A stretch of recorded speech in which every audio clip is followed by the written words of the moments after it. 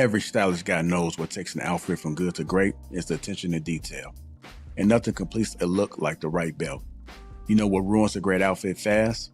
A worn out belt that doesn't fit right. Most guys are still rocking belts with stretched out holes that either pinch your waist or sag and throw off the whole look. That's why I'm excited to partner with today's sponsor, Anson Belt and Buckle. This family-run company has been around since 2009 and they've completely reimagined how belts should work. Instead of holes, Anson Belt uses a micro-adjustable track system with quarter-inch increments. That means you get the perfect fit every single time. And once you feel that kind of comfort and precision, you'll never want to wear a traditional belt again. The best part, you can mix and match every buckle with any strap. One box set gives you 9 different belt combos, so you'll get to maximize versatility with way less clutter in your closet. But this isn't just about style, it's about feeling more comfortable, more confident, and more put together every time you get dressed.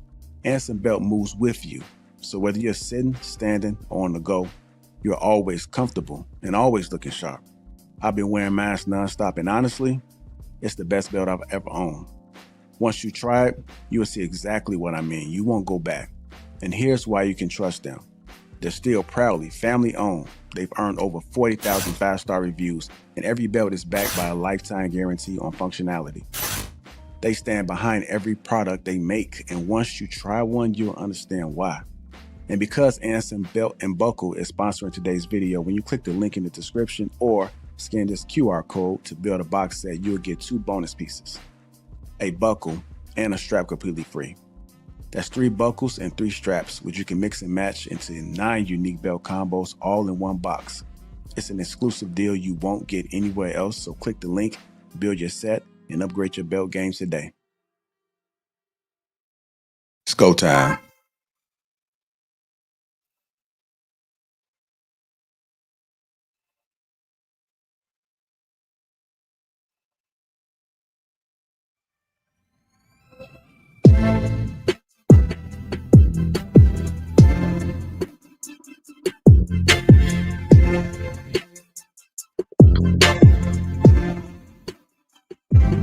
What's going on, family? How y'all doing? Welcome to the Sunday show. Let me go ahead and introduce the crew. We got Miss Naomi and the Shanti Warrior.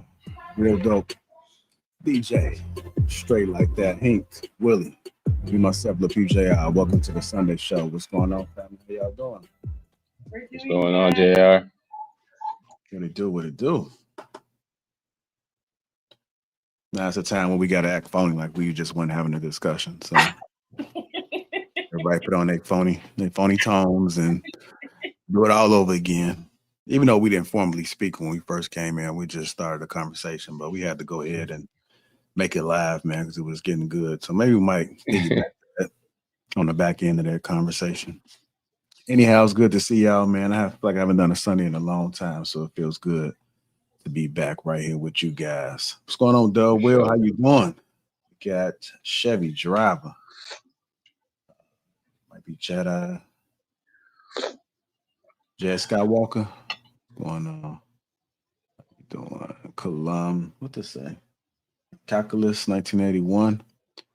Willie coming in building with the $5. That's all I know is these mods better keep that same energy from Thursday. I guess Willie got some beef. Some beef with the chat. Who else we got in here? Nike, what's going on, man? How you doing? Chat on the panel says salute. Prime V8 7579. Jacqueline Jones on the Jacqueline Jones on the world. As you guys come in, hit that like button. Also, make sure you subscribe to the channel, man. Good to see you guys. If you're catching us on the replay, hit that like button. Also, make sure you subscribe. What's going on? So my green gang right there says no big backs. Oh, come on now. I got to try to read it before I highlight it, man. Y'all out here ain't playing no games today. I see already. Some nasty work.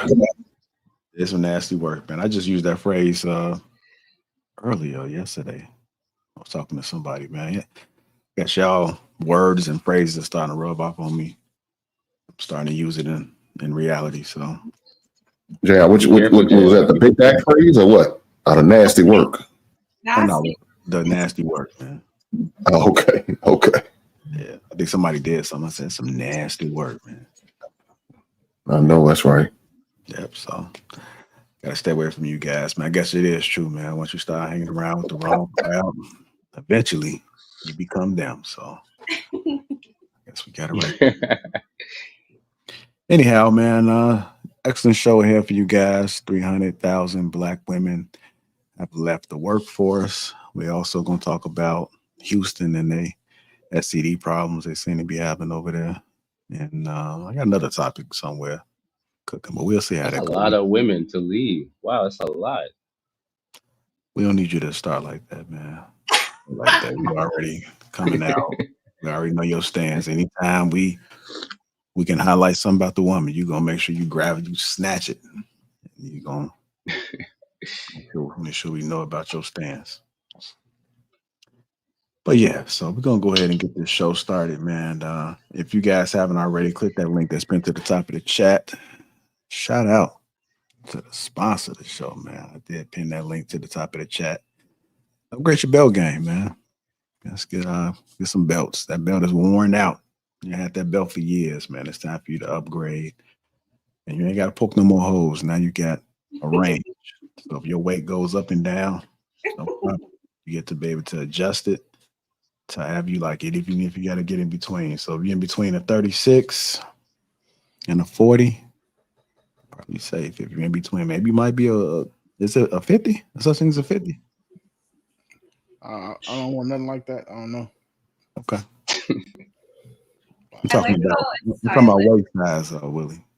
So, Yeah, I know that's what I'm saying. okay, I got to make sure, If there's a nigga running around here with a size 50 waist, he don't need to go to Anson. He needs to go to Ozempic or something.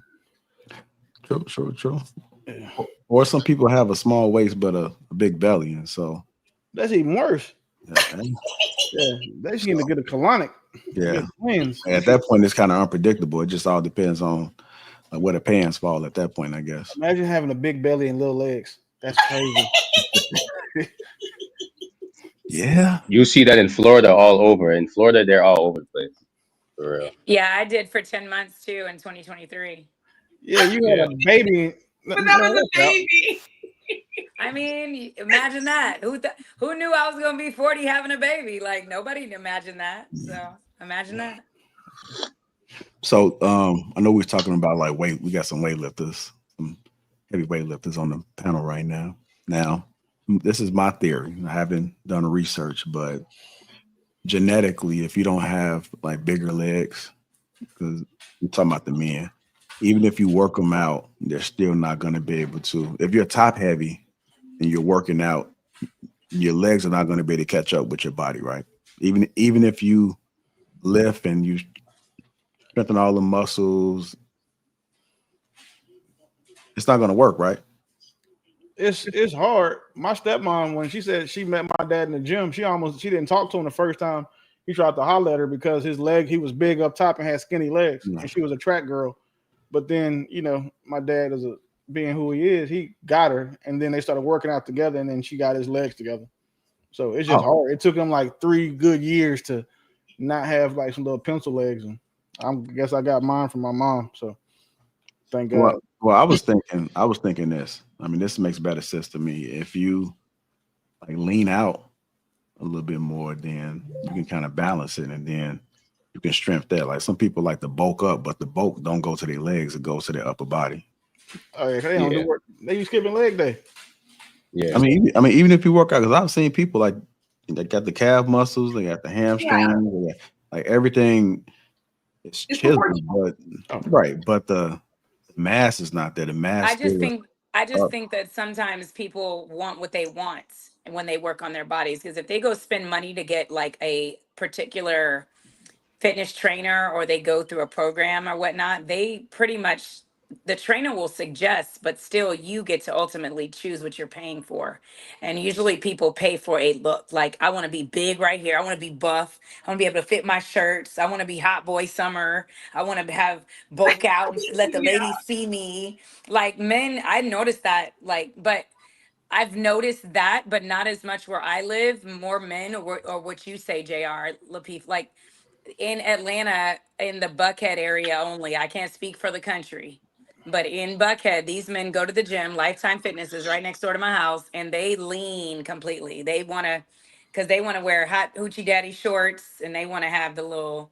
They look different out here, so they lean. Everybody is built like straight like that, like everybody. So are you ladies feeling the hoochie daddy shorts? No, Yeah. God no, hell no. No, somebody said yeah. Now everybody's shaking their head. No, that was you. You Okay. know, Ann did. Okay. Hey, wait, what qualifies as a hoochie daddy short? Just for It's like what it's the shorts like that are right here, and they Women like boy shorts. and they kind no, of wait, so y'all saying two different things. Because boy shorts, I'm actually quite fond of on women, especially mine.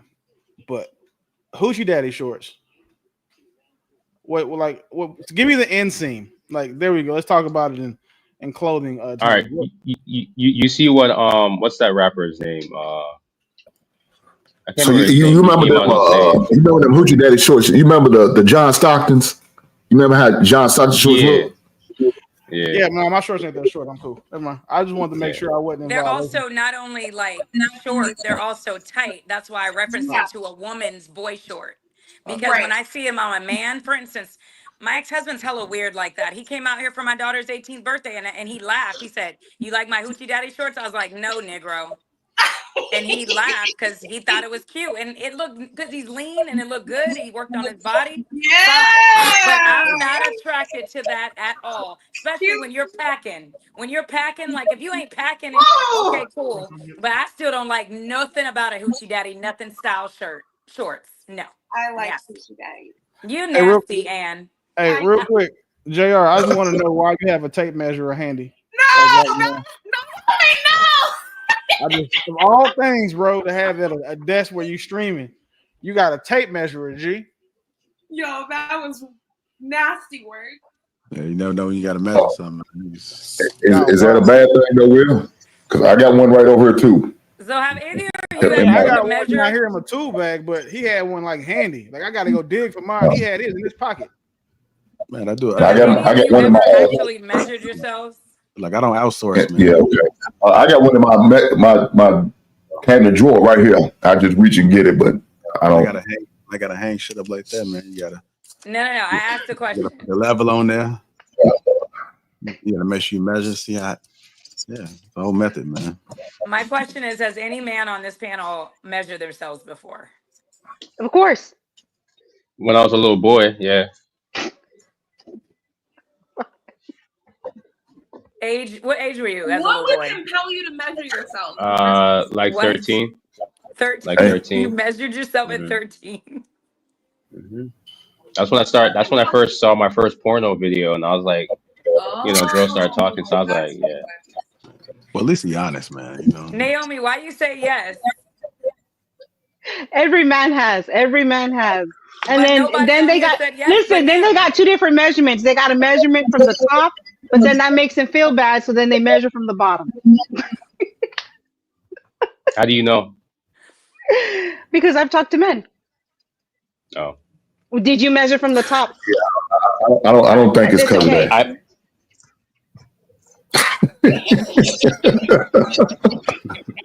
It's always. I was just gonna say how you measure your girth. It's always certain people that I have on the panel that. Man, this shit is getting weird. Yeah, we always go in this direction, man. I'm starting to take. Real early. And JR has a measuring stick at his hand. And she's still inquiring. Lord Jesus. Hey, I'm dying. People are I curious. even have a tape measure right there. Right. Like he's ready. Wow. But I was talking about that. So you just gotta. Yeah, Maybe he's measuring his head for the hat sizes. Yeah, you got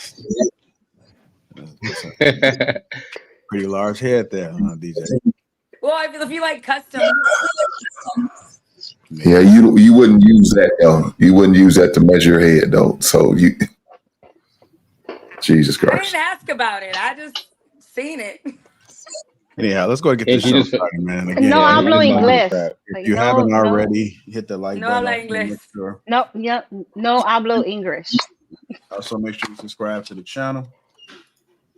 And yeah, let's go ahead and get this going, man. So 300,000 black women have left the workforce.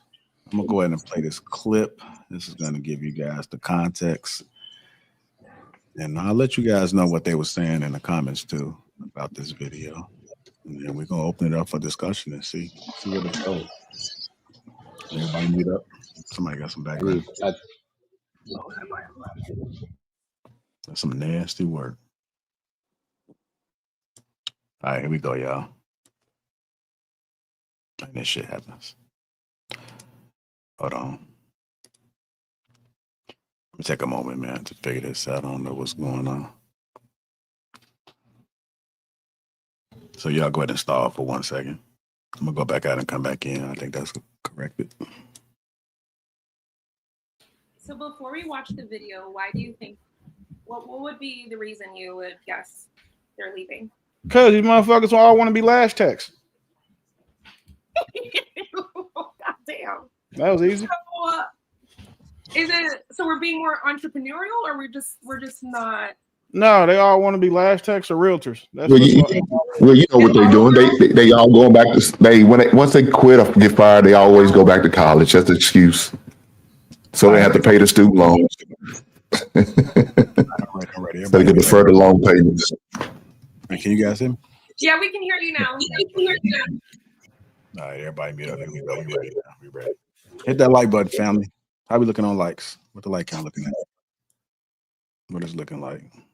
Let's see. We are at 42 likes, man. 42 likes. And we have how many people? We got 108 people so far, man. Can we at least get the likes up to 80? Let's get the likes up to 80, man, so we can have a great show. Y'all being disrespectful with the likes for no reason. If I did something, please let me know what I did to deserve that. Just hit the like button. D-Rob 3003, also a member. What's up? $10 says over here gritting on one of my rentals, getting some of Mr. Lapeef therapy. Pause. Keep doing your thing, man. Stay true blue to that ism. I'm looking on likes now, y'all.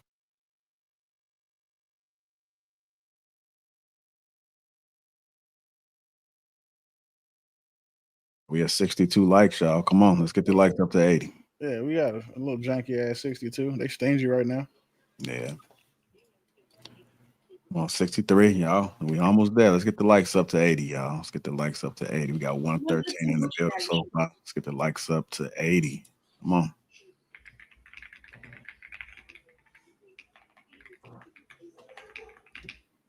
I bet Right, we getting that. Gucci I'm gonna go ahead and run this clip, man. We getting there. Hopefully be at 80 by the time we get done.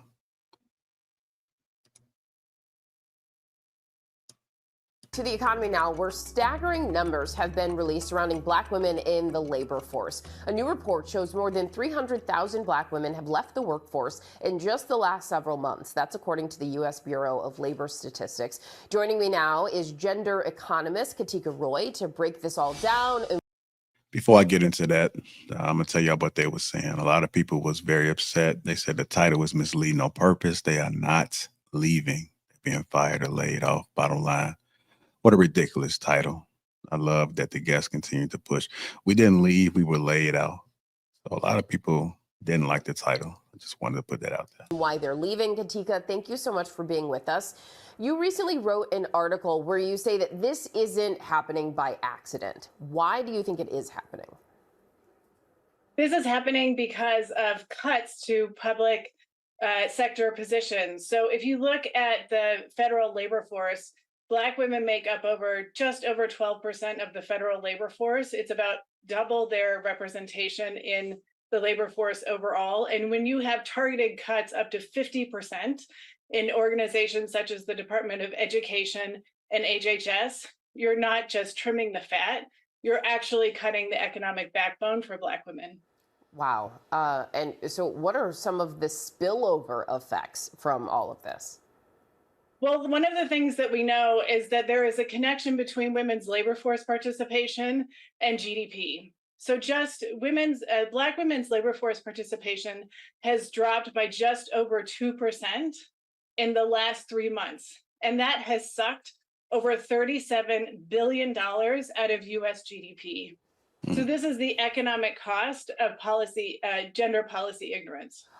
This is really fascinating because do you think that most people are unaware of the actual impacts of things like this? Absolutely. So when we often think about women's issues or Black women's issues, we think of it as an over there problem. It's not. It's an everybody problem. When our economy grows, that has more jobs and more income for everyone. So we know, for instance, overall, that for every 1 percentage point that women leave the labor force, there's a $146 billion hit to GDP. If you guys can hear me, make sure you hit that like button, y'all. The likes are low. Let's get these likes up. Oh my gosh. And so we've talked about the consequences, but is there an upside to all of this? Are we seeing women pivoting to entrepreneurship as they're leaving the workforce? What then are they doing? You know, that's a great question. And the truth is, we don't know where all of the 300,000 Black women that have actually been pushed out of the labor force have gone.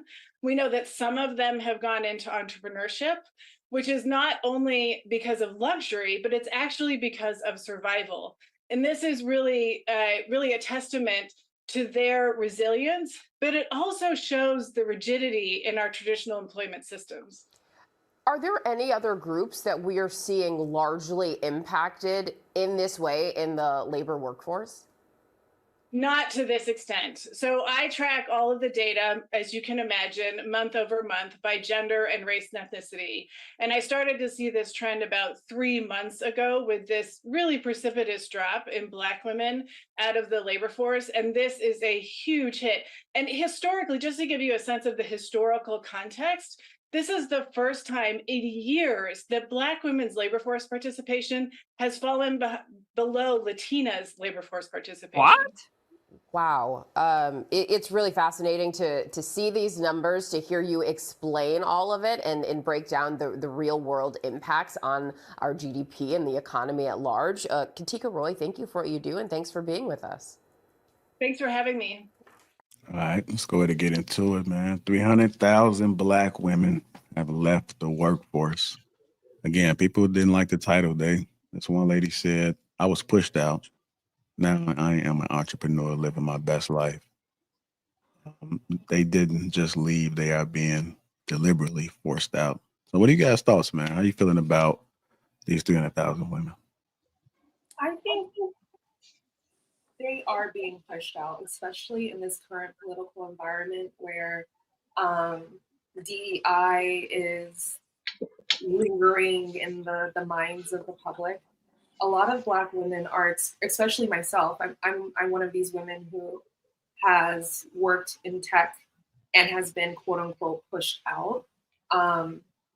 It's very, when companies start looking at profits and the stock market is unstable and there's all this talk of who really is deserving or who has earned their position, oftentimes it's Black and brown people who get the boot first in these companies, not because of performance. Usually it's simply because there's this perception that you have not earned your position and it's too costly to continue to pay the salaries of your DEI hire. I think also something to consider is a lot of modern women think OnlyFans is an actual lucrative opportunity, or sex work, or someone said a lash tech. I think you will find a lot of Black women moving into spaces where they can sell their I think entrepreneurship is more safe for a lot of Black women. Go ahead, DJ. I saw you wanted to say something as well. Go ahead. A key part of that video I wanted to touch on is something immediately before the video was was acting correct. We had a little chat on the back end. I didn't say anything, but someone said lash tech, and then Ann said something. Everyone was saying something. In my thoughts, it was survival. 1,000% survival. Prior to me owning my DJ business for 15 years, I've been a sole mobile DJ in the corporate world. Prior to this, I was in property management, and I seen it going down in the city of Atlanta. Now, I can't speak for where I'm from, California, except for when I went back maybe 15 years ago. But in the space of women that are not married, I don't know what percentage of that is the Black women that's not married either. But in the space of that, doing property management for 10 years and watching how graduates are working jobs in the South and they're still not able to rent an apartment. We can talk about even today why there's so many young Black students that are even graduating from Clark, Morehouse, Atlanta, Emory, all these universities, but they're choosing to go to Aveda. They're choosing to go to real estate school. They're choosing to go get a trade because in reality, my daughter right now making $20 an hour could not qualify for a 1-bedroom apartment in the city of Atlanta. So you're almost, I don't like the word pushed or anything because I've never been pushed. I don't think no one can push me out of anything. But the reason I walked away from corporate America is because I never made over $65,000 in property management in Atlanta, Georgia. In that space, I cannot be a mom that does not receive child support nor alimony to survive in a standard life that I wanted to give my kids. So in the space for me, I chose to go back what I started with, which my dad was a DJ. I started at 12 years old. I knew how to do that. I seen a room for that for female DJs 15 years ago. So I started my own business and I started off corporate. And so in the space of that, me going from making 65,000 to covering, clearing over 250,000 for the last 10 years, there's nothing you can tell me about a damn job. I did have a question. Does entrepreneurship really mean freedom if it starts from survival? 1,000%. You know what's funny? Because Is it me? Is she breaking up? Can she kind of breaking up a little bit? Yeah, she's breaking up bad. Okay. Yeah, you are breaking up pretty badly. That's a Yeah. great. Yeah. Are you covering your mic? Don't move your phone. Or just let it sit. I tried it. Try it again. Better? No, it's kind of coming in the story. Just kind of go back out and come back in, and then I have you answer the question. That's such a great question. Yeah, it's kind of coming in digital. Yes, it's well, it's balanced out. Yeah, I would just hit the refresh button.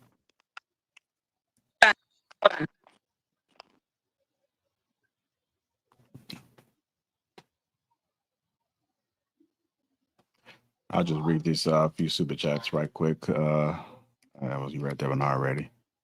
I read that one too. It might be a new one. Oh, calculus 1981 2000. I never seen a good hair like Naomi hair. Stamp. Okay. What? Isn't that the whole point of being an entrepreneur? Like using opportunity and your creativity to fill a niche, even if it is coming from survival?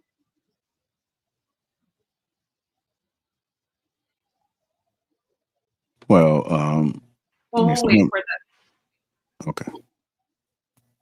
I mean, some women are building business because they're out of options and they're not chasing dreams. But that is a question for the panel. I'll wait till the DJ answer when she come back. But does entrepreneurship really mean freedom if it starts from survival? Anybody else can respond to it as well. I don't think. I do have a. Go ahead, straight. Willie. No, No, go ahead. I was gonna say. I don't think, to answer the question, sort of. I don't know. I'm gonna give you a vague answer because I'm not really sure, but it kind of leads me to believe that if everyone becomes an entrepreneur, who's going to be the workforce? Like, everyone can't be a business owner. So I just don't understand. But to answer your question directly, I think sort of it is. It's still a act of desperation or survival, I believe. But Some women do have the capabilities of being an entrepreneur. Some women do have the capabilities of running a business, but some women don't. Everyone's not that skilled to run a business, you know. Mhm.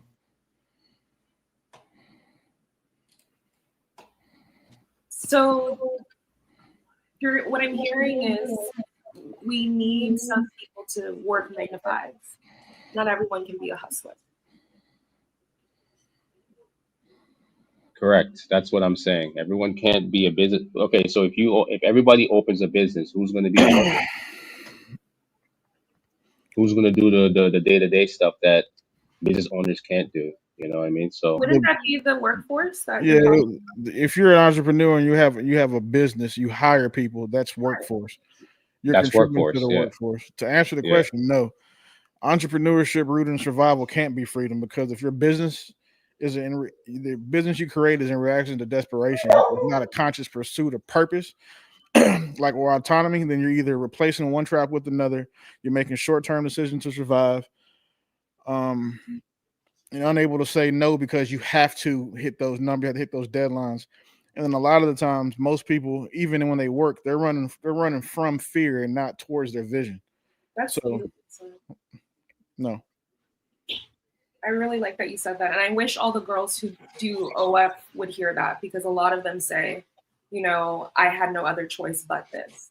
Now we need OnlyFans girls though. You need OnlyFans girls. Pause. I'm a dude. Why do we need OF girls? Because of the 100% of men, 80% of them are invisible. Those 80% need OnlyFans girls to keep from bothering y'all. Like, the more OnlyFans girls, the more sex workers we have, the less likely these guys are to be, you know, to call and saying, well, fuck you then, bitch, or trying to break your neck or punch you or shoot you when you turn them down when they try to talk to you. Okay. Why wouldn't they just... Okay, so you're saying there's 80% of men who just would never get a girl, so they have to engage in sex work with sex workers. Yep. That's my hot take, my unpopular opinion. Then why are majority of OF girls, they're base married men? I don't think that the majority of OnlyFans girls are married. No, their audience are married men. Oh, but yeah, because married men settle for unattractive wives, because in which they stick with them once they get fat, you know, all other shit, and stop giving them sex, so they go look for something else elsewhere, and they can't. They're too average to cheat, so they go to OnlyFans girls. Okay, so OF girls, they're filling a void? Okay, I mean, that's a take. But yeah, they serve a purpose. They serve a purpose, man. It's a function, you know, of our society of the society for regular niggas. They need OnlyFans girls. And like, you got to understand, as a dude, people say that all men cheat. It's not true. It's just all men that they want probably can cheat and likely will. The majority of men can't cheat. You look and see how many guys are out here trying to cheat on their girlfriends and getting curved by the girls they trying to cheat with. That shit's embarrassing. If I was a woman and I saw my nigga getting curved by a girl he was trying to cheat on me with, like, damn, how come you don't want my man? Like, that's what I would think. Like, what? So then now I think something's wrong with me because I want him. You see what I'm saying? So yeah, that makes sense. That 80%, those dudes tend to be the ones that they're faithful because they don't have a choice. Wow. Okay. So I look at the reason for OF girls is because of the fact that there are men who they are visually challenged, and they need that connection from a woman. And unfortunately, in today's society, women are nasty. Women are mean. Like, they've come up with so many different ways and plays and situations where no matter what a man does, even if he just holds open a door, like, oh, he's a creeper. That's the way the majority of women are right now. And because of that, men are now they're just not talking to women anymore. But Yeah. because they need, like, so the wonderful thing about a woman's femininity is being able to emotionally pour into a man, be a pillar, speak life to him. And there are some men who don't get that. which is actually a reflection of the men's, suicidal rate here in the United States. Men make up 50% of the population, but they make up 80% of suicide rate here. And so yeah, I think there's a need for it. Not like Willie's, but I think that there is a need for it.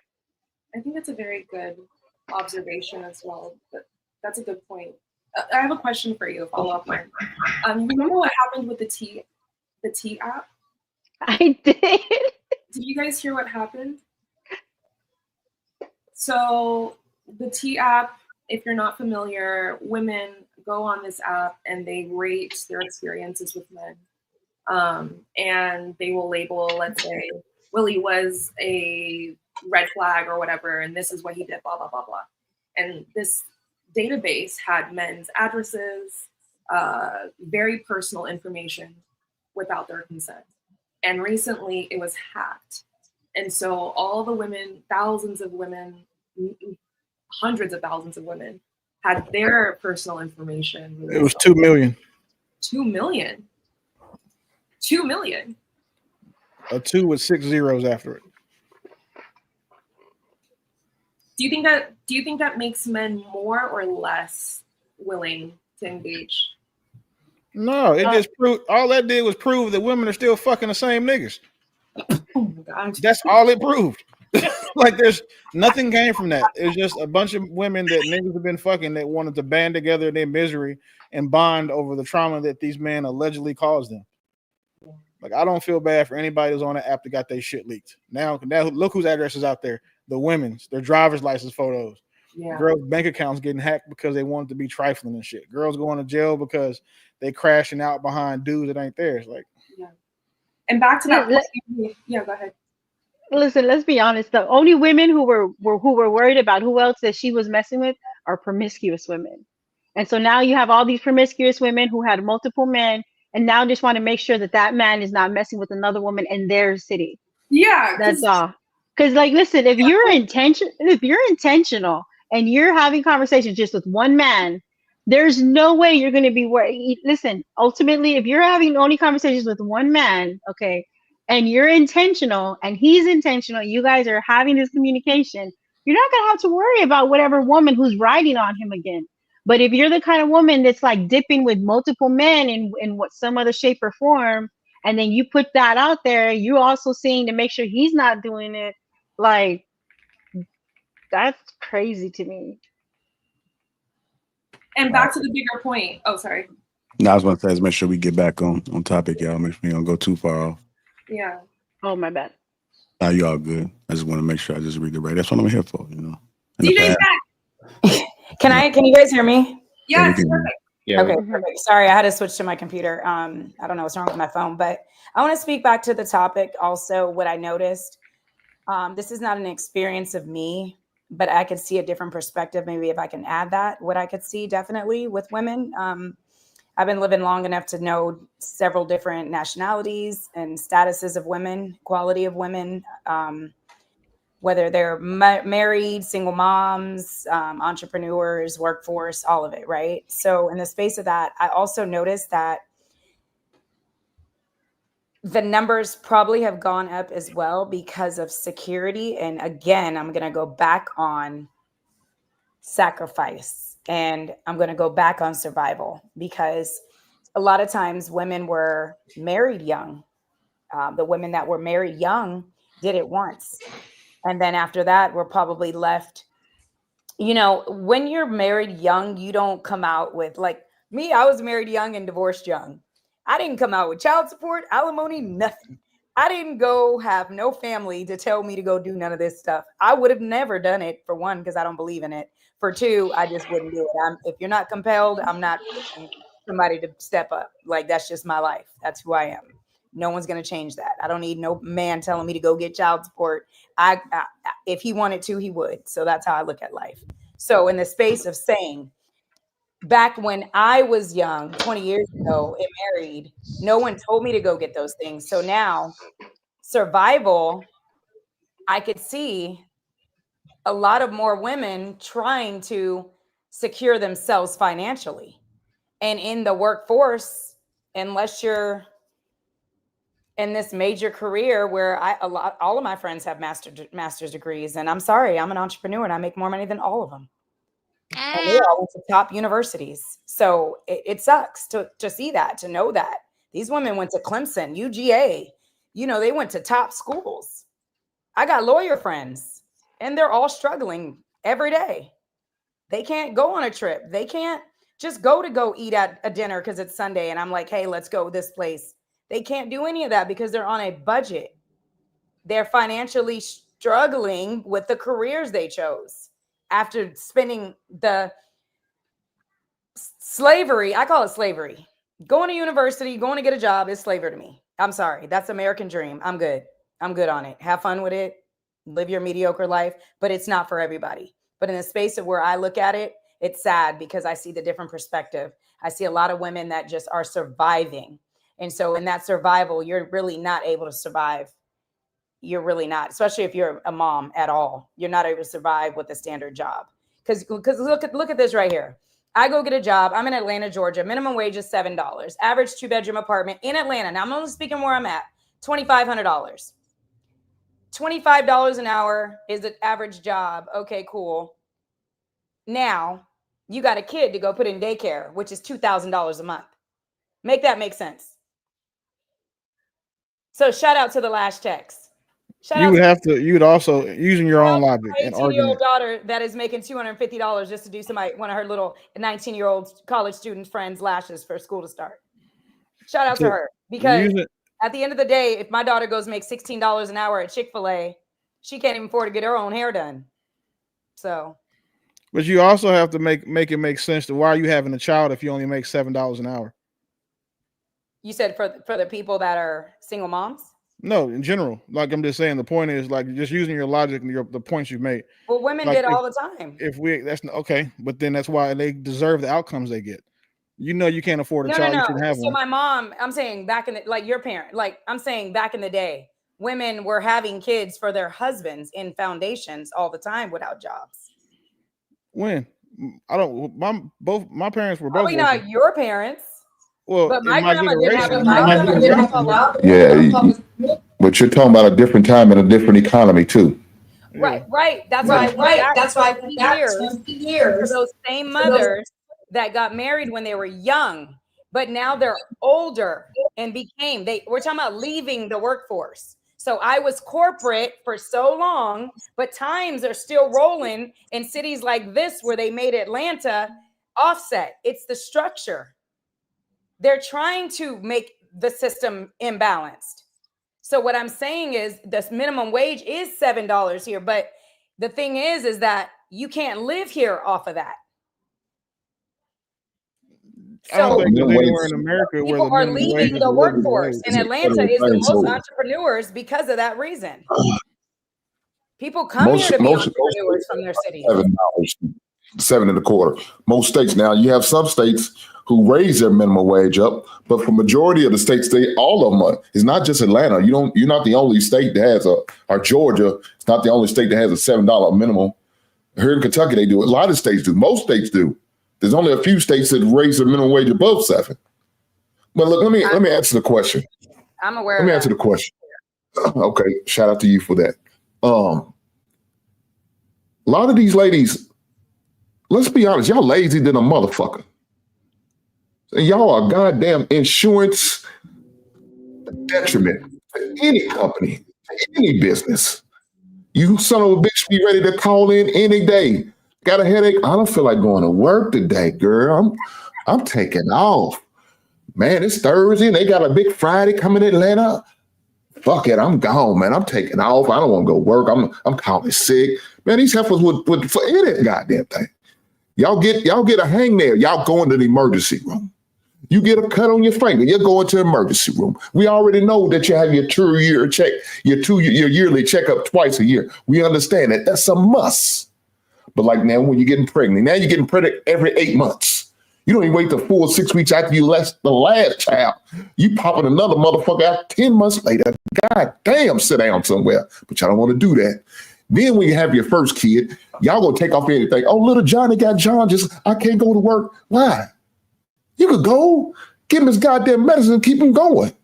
But that ain't what y'all doing. Y'all stay at home. I need 9 weeks. Now my 9 weeks turn into a whole 12 months.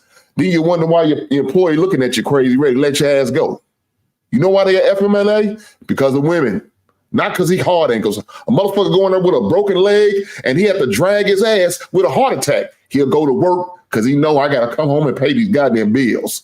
He'll go in there after going party for 4 to 5 hours knowing he has to get up in 2. But a man will get his ass up, go to work, struggle, fight through it, come home and sleep his ass off and talk about, man, I had a night, but I got to go work in the morning. Y'all lazy. Y'all don't want to work for real. That's why I told dudes all the time. I said, you never, ever better get on the woman's insurance. Because soon as you get on her insurance, she going to quit on you. And now y'all left uncovered because this heifer decided one day, I don't feel like going no more. I'm sick of it. I ain't like the way Karen talked to me. Fuck that bitch, I'm out. I'll leave it there. Y'all do realize though, right? Like this isn't a non-issue. Like I know we like to say you talk about it, but the reason why the minimum wage will never change is because it's a non-issue. A little over 1% of Americans live at or only earn the minimum wage.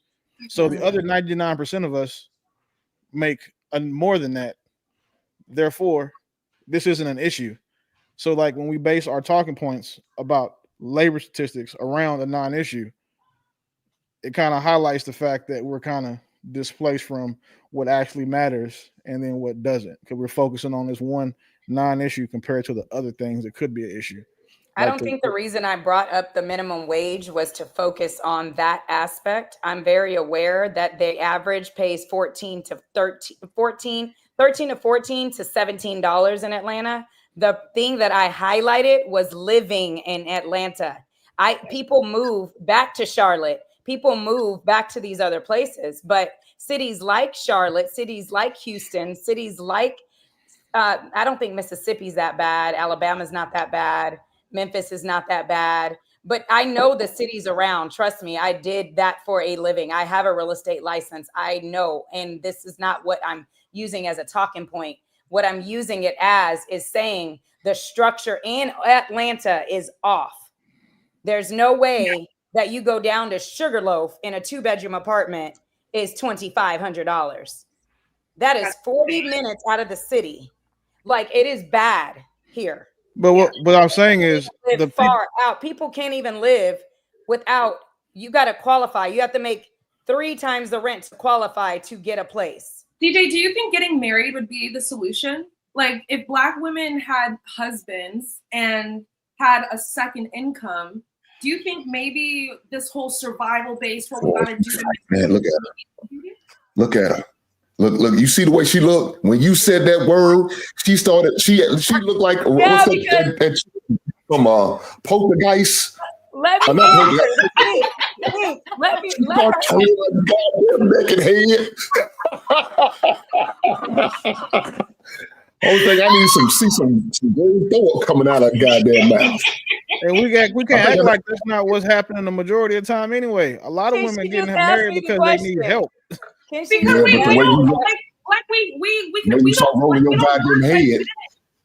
work like that. We don't do the 9 like energetically. Working 16 hours straight. Yes, I would love to pay somebody's mortgage. Yes, I would love to have a husband to pay his mortgage. It's less than your my husband. So do you think that's the solution? Getting married? I love 50-50. I got a comment. See, my thing is you don't got to be married to do that. So, but no. To answer your question, I got a comment on in reality, yes, that's where you don't have those hiccups, right? But I still don't believe in being codependent on somebody. No, I think that by a certain age, you should be a woman found with your shit together. I don't think that, oh, I had 2 kids by this man, so let me find a man now so life is easier for me to live. No, but am I going to remain a woman that is open to having that? Yes. Depending on that man. All men are not real dope daddy. So y'all need to understand that too. Hank, I never heard you mention your situation, but I can believe you probably take care of everything. But all men are not that way. And so for me to say, hey girl, go get you, she can end up with I'm not going to talk about my family, but I got cousins that they've been taking care of. My ex-husband moved in with me. Oh. So let's do that. Like, no, I'm not. I believe in each person individually needs to sustain themselves if they're single. Now, I don't believe I need a motivation. I want a man for a reason, but it ain't just to not have to pay rent. But that's not what I'm saying. I'm saying having the stability of a second income, right? Because when you are in a space where we're building together, it's a little different. Like the moves you make and how you even plan for your future is different. I'm not saying choose a man out of survival. I'm saying if Black women didn't overwhelmingly go into the workforce because I need to be able to depend on myself because no man will be there, and now they're overwhelmingly leaving and struggling. If we reversed it, what if they moved into entrepreneurship or they sought out skills because they were thinking, oh, this is going to benefit my family or my husband or what we're building together. Not, do you see what I'm saying? Like, I'm not saying like, no, 100%. I understand you, but that is for a young, like, again, I understand you, but you're speaking to you're speaking how I would speak to the younger generation, right? I'm not going to talk to no 50-year-old woman that is struggling. She need to work on herself first. Okay. So I'm talking to in the space of the age group I'm in now. Younger, yeah, 100%. I'm find your husband when you're in high school. A 50-year-old woman shouldn't build. A 50-year-old woman shouldn't build with a man. It's not building with a man. Okay. What I'm not saying building, right? Yeah. So more or less, what I'm saying is you should be found that way. Gotcha. You should have your shit together anyway. I don't want a man like I would never want to be with a sense of need and a man finds me. I'd rather be whole within myself, solid within myself.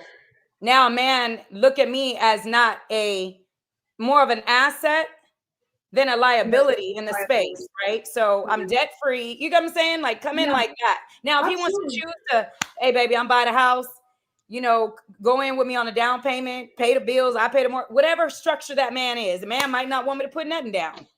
Right. You know what I'm saying? He might not want me to do anything, but I can though. What if he broke his leg in an accident and you know what I'm saying? And he's an entrepreneur. Right. Do you realize so I'm sorry. I feel like a woman, when you're found, you should naturally have that. I don't think you should look to desire something, but in the space of, okay, let me plan out. Like I would love to have a man that I can go in business with or those type of things, building like that, but not to have the mindset of, oh, I can live better if I go get a husband. Like I can not pay bills and save my money and spend it on what I want to spend my money on. Like, I don't like that mindset. I agree. So like I'm a little bit do what I want by myself. So if I get a husband, cool, we traveling together. Right now, I just take my daughter on a trip. But if I got a man, shoot, she already know the plan. You out of there. You first class with me, baby. You sitting nice in the back. She already know. I'm gonna be honest with you. I have a little bit of a pushback for what you're saying. I think every woman should be self-sustaining. Mm-hmm. And I if I hear and I understand you correctly, you're saying that a woman should be self-sustaining when she meets her partner. Is that what you're saying? Like a woman should be self-sustaining, like she should be self-sustaining. You said I have a little bit of pushback. I feel like a woman should be self-sustaining. Yes, I said that. So that's not a pushback. Okay. Oh, okay. So my pushback is that you said something. You said you didn't want to be a liability for a man. Mm-hmm. And then you said that you would only tell younger girls that if for them to find their husbands. Correct. Is that all correct? Correct. Yes. Okay. So this is the pushback. One, I think all women should find a husband. All women should find a husband. And I'm going to be honest with you, us as women, men are responsible for us, so we are a liability anyways. It doesn't matter. Because as a man who's the head of the household, who's the husband, the woman who's the wife is going to be he's responsible for her, so she's a liability. Now we are also assets, and it doesn't make it a bad thing. It's just we will always be a liability. But if we keep like as a woman, if I keep saying like I can't be with a man, or I can't have a husband until I get to this point, or I get to this point, then it almost sounds like you're competing with the idea of the man that you're searching for as a husband. Because then if you're competing with him on his level where he's at, or if you're walking around with like a certain standard or preference, then you're not. So I'm more in favor of submission. So and I like that role more. But I'm also a very self-sustaining woman. I'm not going to talk about like just I am well off with me and my children, but it doesn't matter what I make or what I bring in. Ultimately, I'm going to bring value to him as he runs a house. So like, and I saw this on a clip. So if I had like, because you have your own business, if I had my own business and he was telling me like, hey, put that up to sell so that we can do this to set a solid foundation, which is the topic that we would talk about on here, I'll be like, say less. Right. As a wife, say less. Not a boyfriend. As a wife. As a wife. We can't hear you. Oh, you're changing it to submission. So you're going all the way left field, because now we're talking about the foundation of a husband and a wife. So you took it from money, because originally this is about the workforce. So she mentioned, well, La Bonita, do you think that if they get married, that will solve the solution? So we're talking about the financial aspect. Now you're talking personal. You want to talk about that with values for me? I am also a submissive. So that's different. But we're see that. So that's what I'm saying. So that's what I'm saying. The financial aspect. Now see, that's what I'm saying. Right. It doesn't matter what you make financially. So even as far as like your career, it doesn't matter what you bring in, what you make financially. You're still gonna end up being submissive to him. Submission has nothing to do with it. Your money. No. So it does. So it doesn't matter if you make more or not. It does. If I make more, no, I didn't say the dollar amounts. That's what you're. Naomi, you're not listening to what I said. I didn't say that. I said you should be sustained as a woman, and you should not need a man to help you pay your stuff when you meet him. You shouldn't want to come in being a liability. You should be found as an asset. Now, the whole submission switches immediately if you end up getting in a relationship and building a foundation. Now we're talking submission. But in the space of meeting a man, damsel in distresses at 50 with children is crazy to me. I agree. So that's what I was saying. I agree. So that's what I was saying. A woman should be self-sustaining when she meets a man. Yeah. So that's what I was saying. That's what I was saying. I agree with that. Now, when we take that, and we like when I bring both of the things together, like so, and you had said if they got married, would it be more sustainable? Yes. My answer would have been yes, 100%. Because of the fact it's always better. Two is always better than one. I'm going to be honest with you.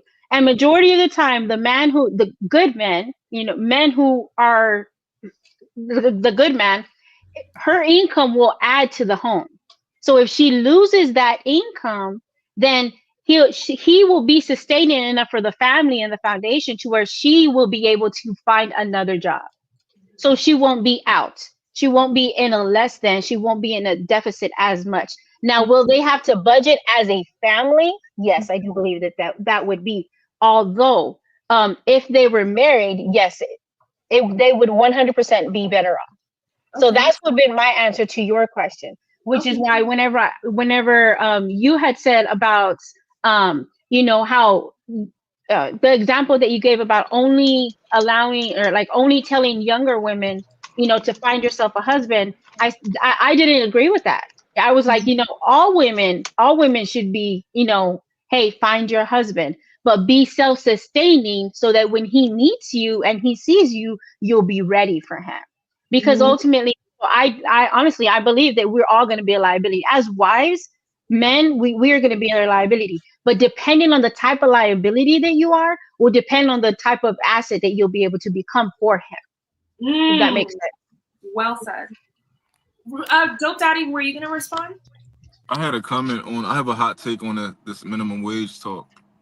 I personally think that minimum wage, for me, is for special needs people who are high functioning, kids, old people who are bored, and people who have made poor decisions in life. That's what I think minimum wage is reserved for. I don't think minimum wage should be for no able-bodied man who's 35 years old who wasted his time and did not acquire skills. If you have no skill set and you've wasted your time, yes, you can work minimum wage because you can plug anybody in a minimum wage.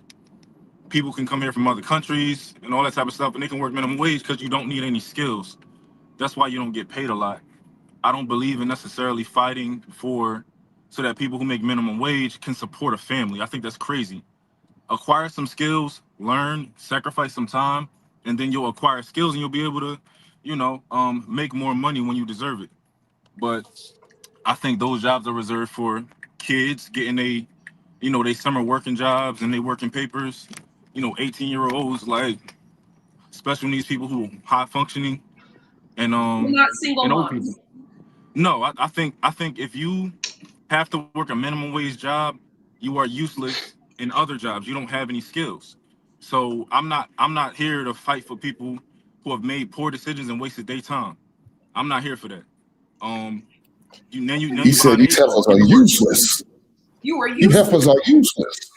Useless. God damn. Special needs? No. That's more nasty work.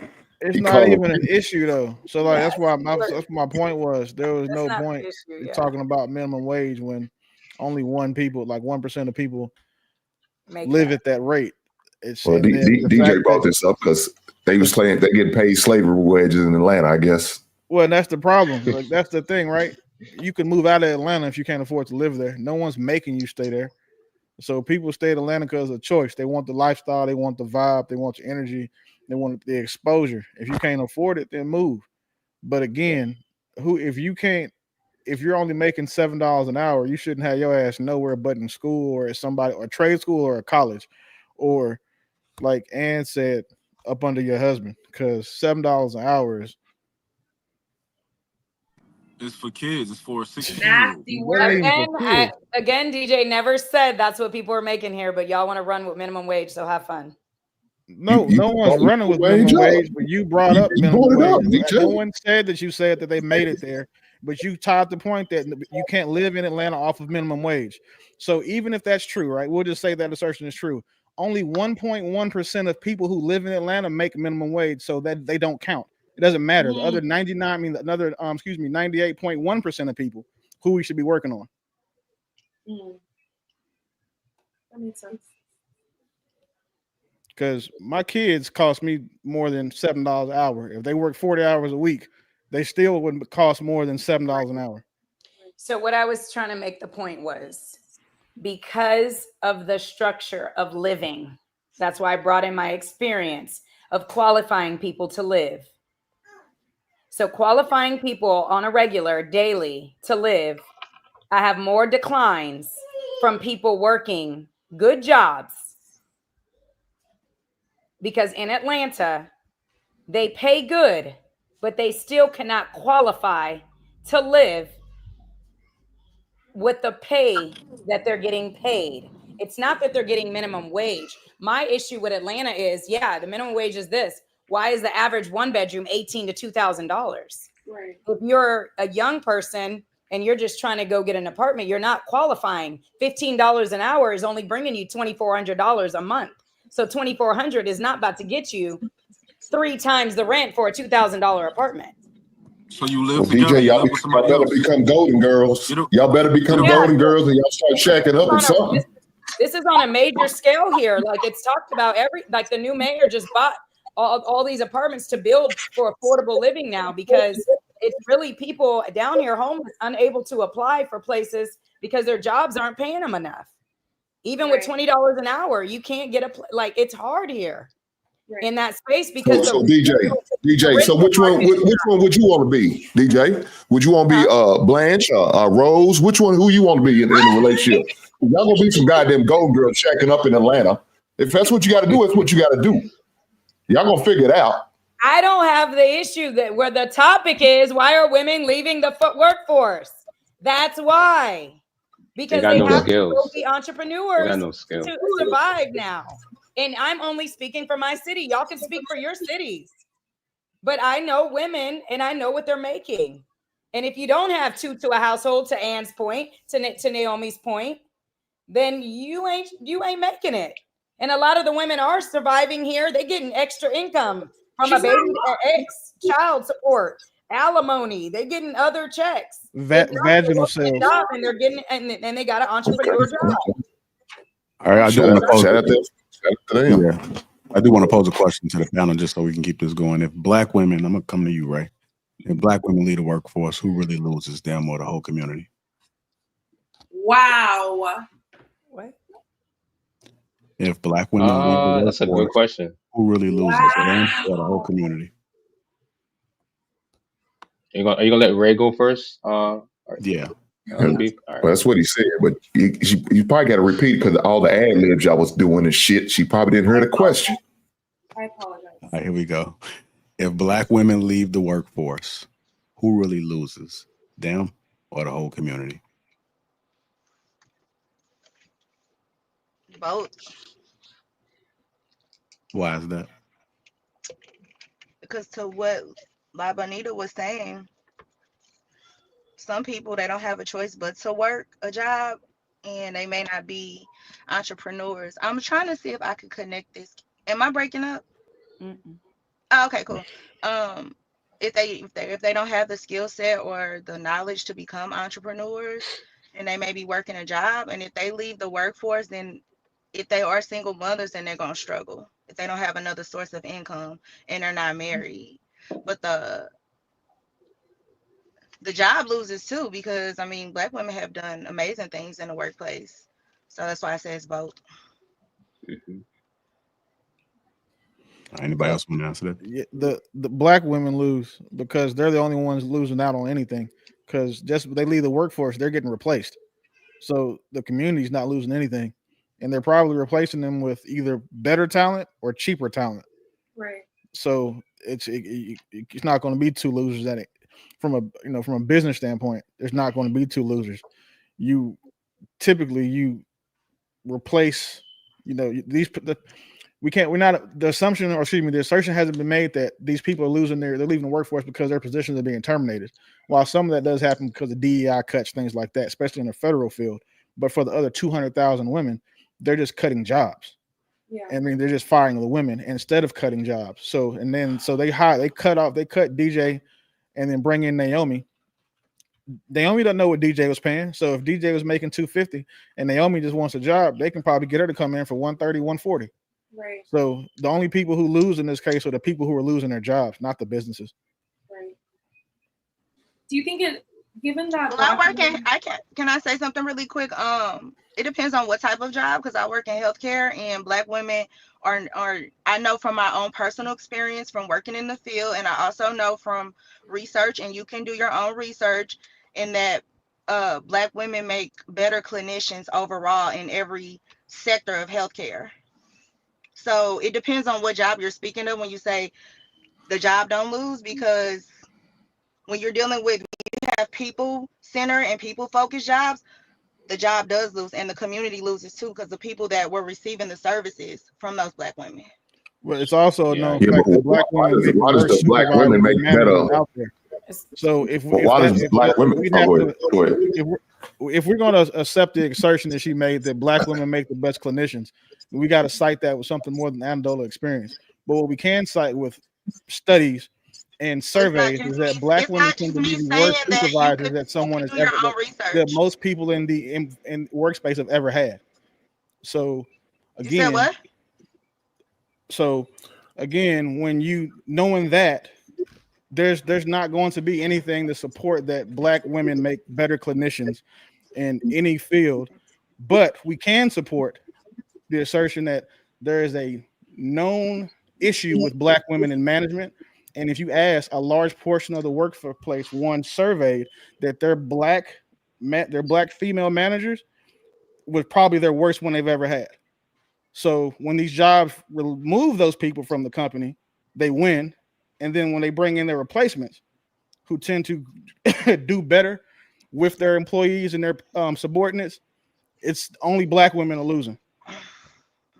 So you say black women don't make better nurses, doctors. Have you actually done the research of how patients have? Nobody's going to do the research. Let me finish my sentence. Let me finish my sentence, because you got on here loud and wrong talking about there are no studies. Actually, have you ever done the research on how people report their experience with black nurses and doctors? Yes or no?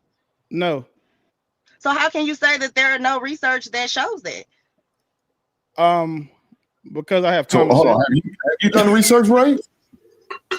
I just told you what it was, but he just said it's not because you told me don't mean nothing. Just the way I said it. What does that mean? Hold on, y'all.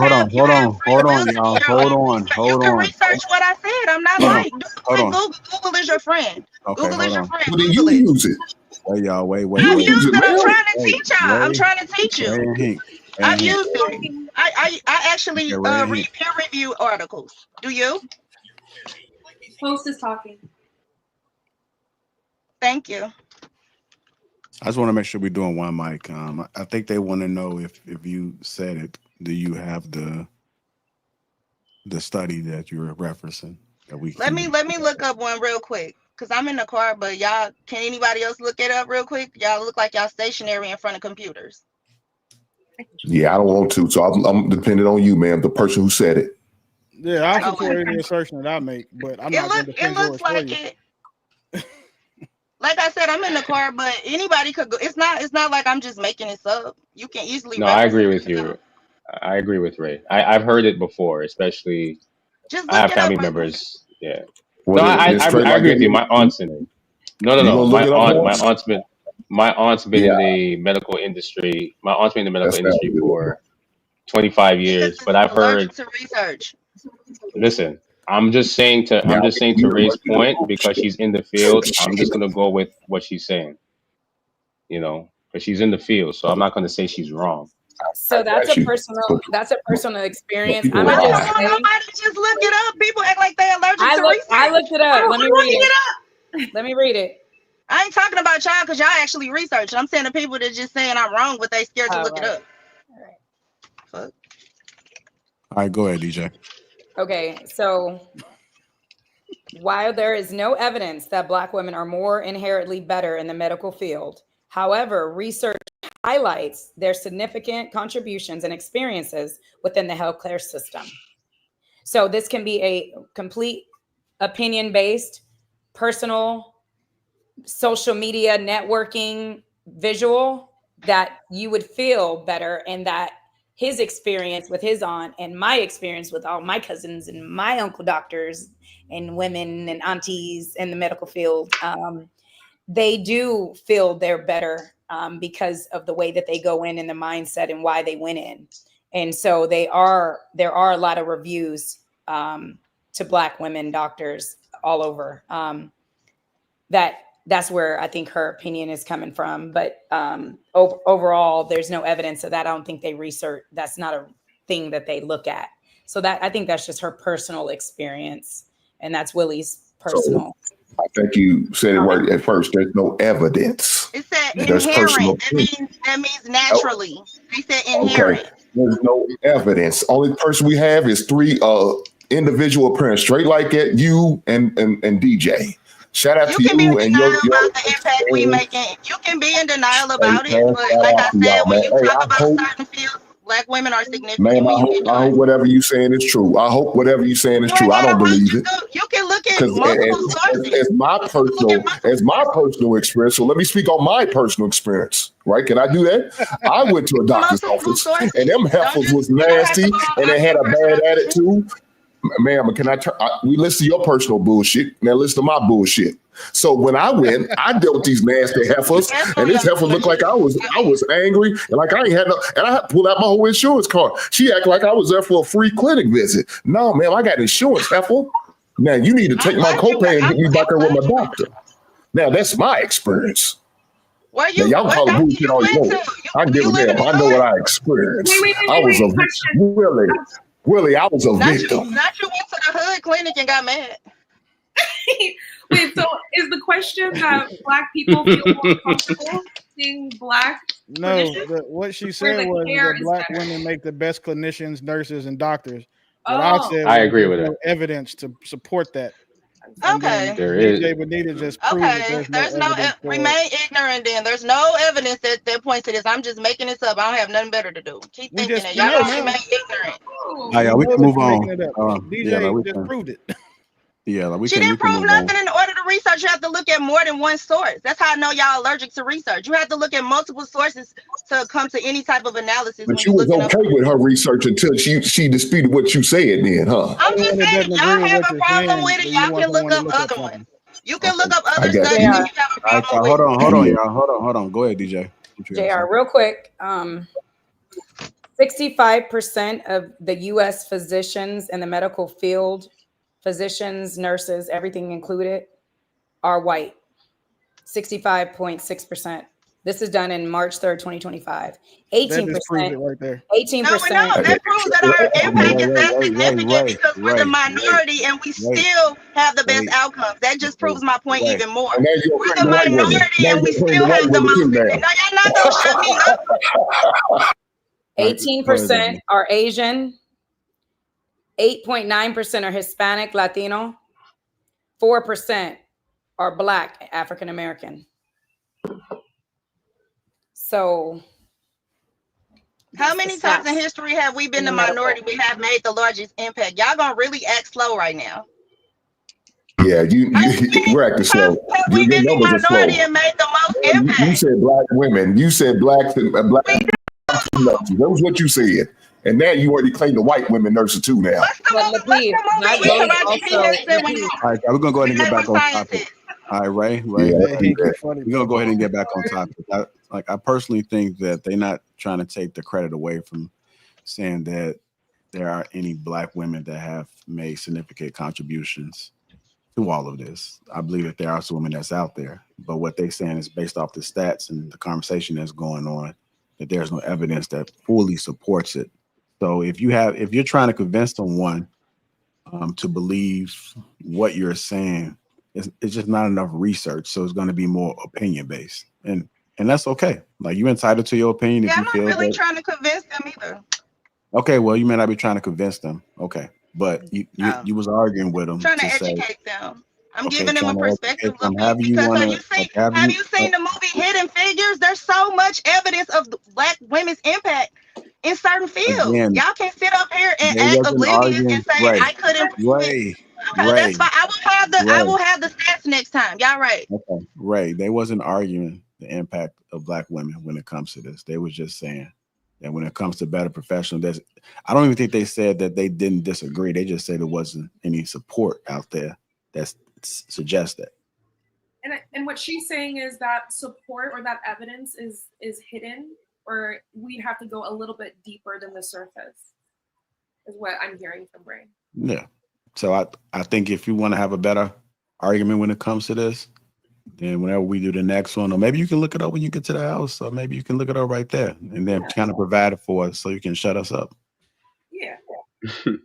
JR, can I ask the panel a question? Well, Sure. the women. Well, I know Ray is a nurse. Ray, do you do anything on the side of being a nurse or being in the medical field? She can't hear me. We can't hear you. You're muted. That's a good thing. That's a good thing. You don't need to get unmute yourself, Ray. I think she got to do it from her phone. Okay, I'll ask Naomi and Ann. Well, look at God. They ain't made no Look at contribution to the Wi-Fi. Look at God. Naomi and Ann. Yes. Yes, DJ? My question is, what do you guys think of women being in the workforce Well, an entrepreneur versus the workforce as a value, and as we speak today in 2025. Yeah, me personally, I think entrepreneurship, or at least building a legacy and being able to stay with your children and have the privilege to go to work for your family and not for someone else is a high privilege. I've seen lots. I think women can be ambitious and women can achieve their goals, but it doesn't have to be strictly in a corporate environment. And I think a lot of women outsource motherhood because they focus on their careers. Because we do get pregnant and we're seen as a liability. A lot of women put off motherhood because of it. So arguably, I would say entrepreneurship, or at least building something that would sustain the family beyond you and provide some form of service for your community is ideal. Staying home and being able to work when you want to is the goal, especially if you have a husband. That's my opinion. Like, the girls leaving the corporate world and working your 9-to-5s, use all the skill sets that you learned there and bring it to your community and build your community. That's how I see it. Okay. Yeah. So as far as I've been in the corporate world. I used to work for the state when I worked for TWC in Texas. And even now I worked in the medical field. I did that as a way to pay for my school. And then on the side of that, I have another job. And so I can kind of agree with what Anne was saying, but right now I have other things in place for a business, So as far as entrepreneurship, I think to be honest, I love the freedom that it gives. I love the freedom that it gives. I also really love the fact that, you get to choose your money, and present yourself. It's the keeping up with it that makes it difficult, to be honest, because when I was doing it, and I think it depends on the ages of your kids. My kids are older now, they're teenagers. So now I'm getting back into doing that. And when I was first doing it, my kids were much younger. They couldn't travel as much. And we were catching flights in different places and spaces.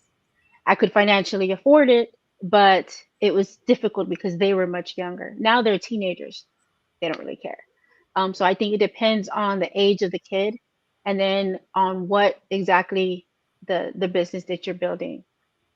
Because like the example that the men were giving, if we all live in the same community and we're all braiding hair or we're all doing lashes, we're not going to make any money, because then what ends up happening is somebody's going to be lower and cheaper. It's going to actually do more harm to wherever you're living. So it depends on what you're actually, what your business is, how much the need is for it, and then how good at it you are. That's why I would suggest that if you are going to have your own entrepreneurship business, perfect it while you have your 9-to-5, so that when you do end up being able to take that step out, you'll already be above everyone else and not just barely getting it. Mm-hmm. If that makes sense. Yeah, no, 100%. I like that for both of you. I agree. I would never, because I was a mother, I wouldn't never on my kids, oh, I'm going to go just be an entrepreneur, right? That was nothing I ever said to myself. Really? Definitely not. I even got pushed into business. I would have never. My best friend made me go get an EIN number. She made me start branding my company to where I started DJing for presidents in the first 2 years of DJing. Why were you so happy? I was improper. I would not leave. I like working. That's me naturally. I love. Was it the risk of entrepreneurship? It just being wasn't. For me, I like security. I like to feel safe. And for me, it was that. So once I started realizing, okay, I'm actually good at this. Okay, perfect. This is happening every Tuesday at this time. If I can, let's just throw a number. If I can bring home $500 working 2 hours every Tuesday, that's like, wait, 2, 4, 6, 8, 2, 4, 6, 8 hours a month for $2,000. You're kidding, right? I'm working this 8 to 5, dropping off at daycare, dropping off at school, stressing out, telling me to take a break, doing this for you telling me $17, $18 an hour. And I'm literally doing this, but that still wasn't enough for me at all. Because like Naomi said, if you're not good at something, or if you're not researching, and like you said, ladies, shout out to you girls in corporate America, but you get those skills and use it, right? So, and all my experience of sales and service, basically, I took that into my business. But it took me 2 years of working residencies, even three residencies. I was bringing $7,000 to $10,000 more, and I still that was not enough for me mentally to leave my job. Because you know why? So I didn't answer JR's question, but Black women lose. Now I'm gonna tell you why.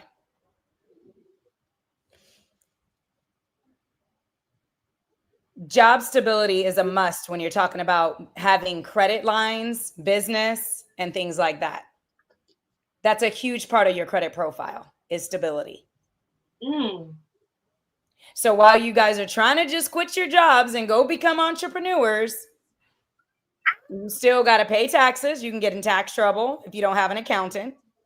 And a lot of people, I'm not going to say last checks. Let me not be like that. But a lot of people are not paying taxes. They're getting bammed up.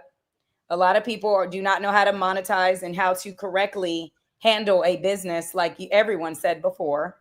So these Black women are leaving these jobs, but then here they are stuck and they can't do anything in a city. Let's take my city. I can only speak for my city. They're stuck paying rent because they can't buy a house because they don't have a what?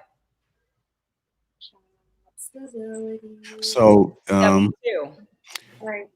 Is it fair to savings because it's a hot girl world? So girls typically want to make money. They want to make money to go get their lashes and their weaves done and travel and they spend all their money. They don't have no one has savings accounts. So I'm just saying, Black girls lose to me. I'm gonna put this out there. Is it fair to say Black women are the backbone of the economy? Especially in the Black community. No. Who made that up?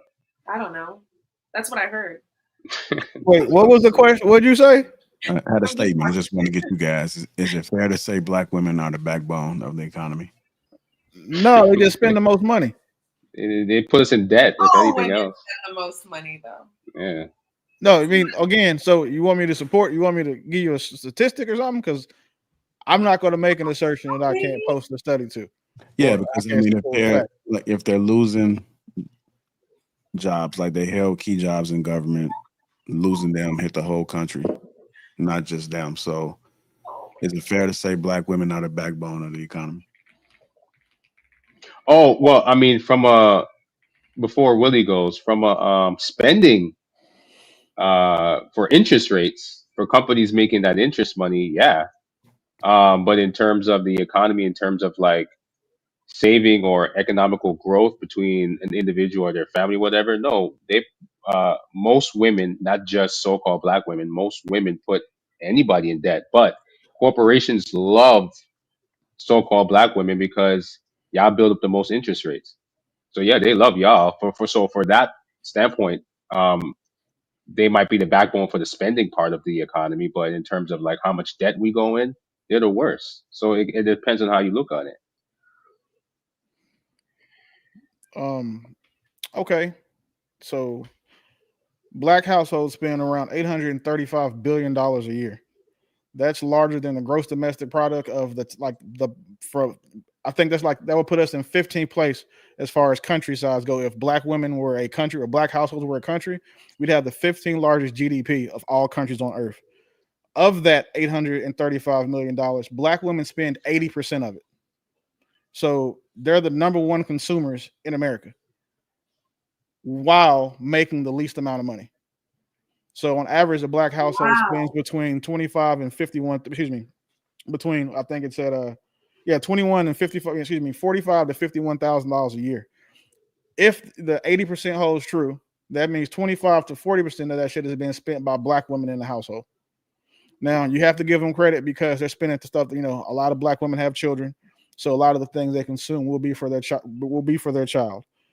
But that's still not the majority of the money that they spend. So even if you take that away, black women are spending more money by a landslide. So I can't say that they're the backbone of of our economy or the black economy, but they are the biggest piece on this consumer side, hands down. Right, which is exactly. Well, Gerald, when you say backbone, are you trying to phrase that question as, like, are black women or so-called black women the backbone of the economy on a positive scale, or are you saying just in general? Because it depends on how you look on it. We can't hear you. Yeah, well, he's having a conversation. I was talking to my son. I heard what you said. You asked for clarification about the backbone.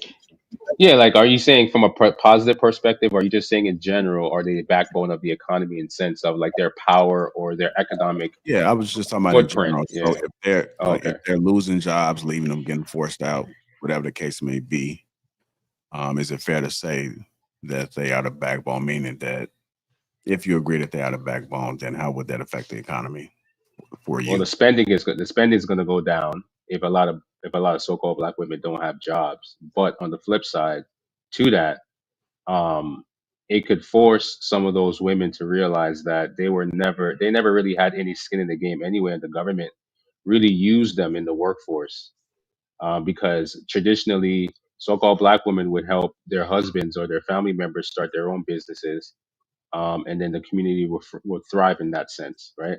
But over the last 50 years, it was more so, go get a job in corporate America, and they hired them in abundance, to make a point. And then in the flip side, the government went ahead and says, well, we're going to cut all these government jobs, which most of them held, and now they're asked out. So the government used them up, spit them out, and then now they're forced to figure out what they need to do. So I agree with being married, but some of these women are too old to go get married. Some of them were close to retirement when they got let go. So I don't know what they're going to do. But just to answer your question, they're the backbone in terms of like the government making an interest off of them. So they were being used the entire time. Hey, I need financially. I need to do a correction. I just gave 2019 stats. 2025 is $1.98 trillion. That means that black women spending money, their spending would make us the 11th largest country in the world as far as GDP goes. And black women lead all races apparently on spending in beauty, personal care, hair care, wellness, and soft luxury goods. I was just about to bring up the materialism aspect. Didn't I just tell y'all they don't got no money? We already knew that. We already knew that. I mean, it came up at $1.98 trillion somewhere. Yeah, they spending it. They go in debt, brother. That's what I was saying. Like they take most women, so-called black women, use their credit cards. They take out loans. It's minority. Like they spend. Yeah, well, we're talking about so-called black women because that was the topic. They take out. I've seen women take out loans. I've seen it personally. Take out loans to buy weave. That's crazy. I've seen that with my own eyes. WEED so straight like that. Hold on, straight like that. You gonna put your girlfriend out in the streets like that? Is that what you're gonna do to your old lady? You did. That's some nasty work. My old lady got locks. She got her natural hair. How you got an old lady picking them up off the street? I'm lost. Damn. I did have another question for the panel. And did you want to say something? I did. Okay, go ahead. It's I think we should talk about the materialism, right? Like, why is it that your baby needs a brand new pair of J's? He's not even walking yet. It's like there is this thing of trying to like buy back our value, and that spending figure that you just brought up is a good example of it. If you're thinking about, because what Willie brought up was really important, and I wanted to ask this question. If you're trying to build a family, is it problematic if one of the people in the dynamic has a materialistic spending problem? Like, you know, they don't want the kids to go back to school without the best stuff, so we gotta spend. Like, is that a problem in your perspective? Yes. And why? Yeah, I think so. And the reason why, because most people can't afford that habit. The average man or woman really can't afford that lifestyle, but they try to live above their means. That was one of the things I was talking about. I think it was last week, or maybe it was last Wednesday or Tuesday or Sunday. I don't know. It's been a while. But I was talking about how I don't pay the woman's, my girlfriend's bill, because I need to see how she operates and moves and how she spends. And part of being materialistic is a problem for me, because I'm not going to finance all of these materialistic things that you really don't need. Now, if I feel a need that there's a need for it, then I don't have no problem with getting it. But if there's not, then I'm not going to. So I think a lot of people live really above their means to try to keep up with the Jones and the Joannes, want to live high on the horse knowing they can't afford it. And the economy is not getting no better no time soon, but they still want to move and operate like they got it like that. Why? Maybe for IG, for social media, or just trying to show off for family or friends or loved ones. I don't know why a lot of them do that. And all the while they sleeping on the floor. That makes no sense to me. Let me ask this question. Should men feel responsible when Black women struggle in the economy? Yes, for their women. Can you elaborate when you say their women, Willie? For the people who might get confused. Well, there should be common sense. I know you know what I mean, but I got you. I'm responsible for my woman, or the women that I'm responsible for, like maybe the ones in my family if I was one to extend to them, but I'm not responsible for nothing that doesn't happen outside of my household. And if my Black woman is struggling, that's on me. But if Ann is struggling, that's on her father or her husband. That ain't got nothing to do with me. All right. Anybody else want to add anything? I don't think. I guess I agree. Go ahead, DJ. Go ahead, Hank. Can you hear me? I was going to say, I pretty much, yeah, we can hear you. I pretty much agree with what Willie just said. I mean, you can't go out here and try to save everyone. It's not our job to do that. I mean, that's like when I hear dudes try to change all women. Man, look here, don't try to change every woman's mindset, because they're going to be who they are. A woman's going to be a woman, whether you like it or agree with it or you don't. Don't try to change. If you're looking for a good woman, you as an individual trying to find a good woman, find that woman that you know that you can influence, that you can teach, that you can educate, and already has some of the traits that you're looking for in a woman. But if you go out here trying to speak and trying to change every woman, you're going to waste your time. You're going to upset yourself. You're going to give yourself a headache and a migraine trying to do those things. It's not worth it. It's not worth it at all. It's not. Just let them heifers be. Everybody ain't gonna make it. We all know this. Everybody's not gonna make it. Allow somebody else to try to save them. Real Dope said he's willing to put the white flag out, bring in every crazy woman. That's why he's good at swimming lessons. So when they hoes go into the deep end, he's willing to the deep end and face hurricanes and big waves, and he gonna go out there and save them regardless. Right on, Real Dope? That's my brother. Hey, you funny, bro. You like. No, I think that if I'm not, I know me personally, I'm not gonna be responsible for nobody who don't do what I say. If these women want to start, if they want to take on leadership, then that we can start having that conversation. But until they become, cooperative with men, it just don't even make sense to even ask that question. So do you think if everyone in our community has this mentality of I'm only taking care of my own, what about the women who, become baby mothers, or at least the sexy reds, right? Like those women end up becoming. that's their decision, because they're not choosing to get under a man. That's Well, their that's what I'm decision. saying. Like, we have a culture then that promotes or at least normalizes trying to get it without a man because we don't take accountability for the entire community. We're just taking accountability for. No, so we will be taking accountability for other people's choices. It's different if you have a circumstance that you had, you don't play a part in the outcome.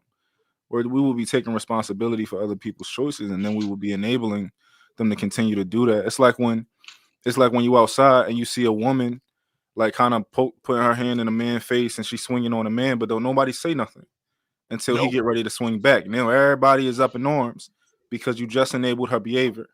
You let her do it. You let her do all of that, and then when a man is about to do something, now it's like, all right, we need to stop now. We need to stop now. It's the same thing. And and to your question, if those women that made those mistakes repented, like if they wanted to change, I think mercy and grace should be given, but they have to repent and want to change, right? So that means if you made mistakes before and you're a baby mother with 3 kids, but now you want to come with a man, you have to humble yourself and understand that if you get another man in your life, you might not be his main woman. You're going to have to play that concubine role, right? So that's who you deserve to be with They because you can made come those to you. mistakes. You see what I'm saying?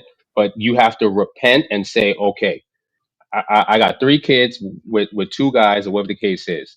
I'm not gonna figure to come out here and get a guy that's up here and he don't got no kids. You're not gonna get that, brother. And if he does get you, he's gonna put you as that second woman. That's your role now. That's where you are now. I think that's a problem when we say that to women. And I think that's kind of what turned women off from listening to us is when we kind of come with these absolutes like, hey, if you got kids already, and then you meet a man who's doing well for himself, the only option is for you to be his second or third woman.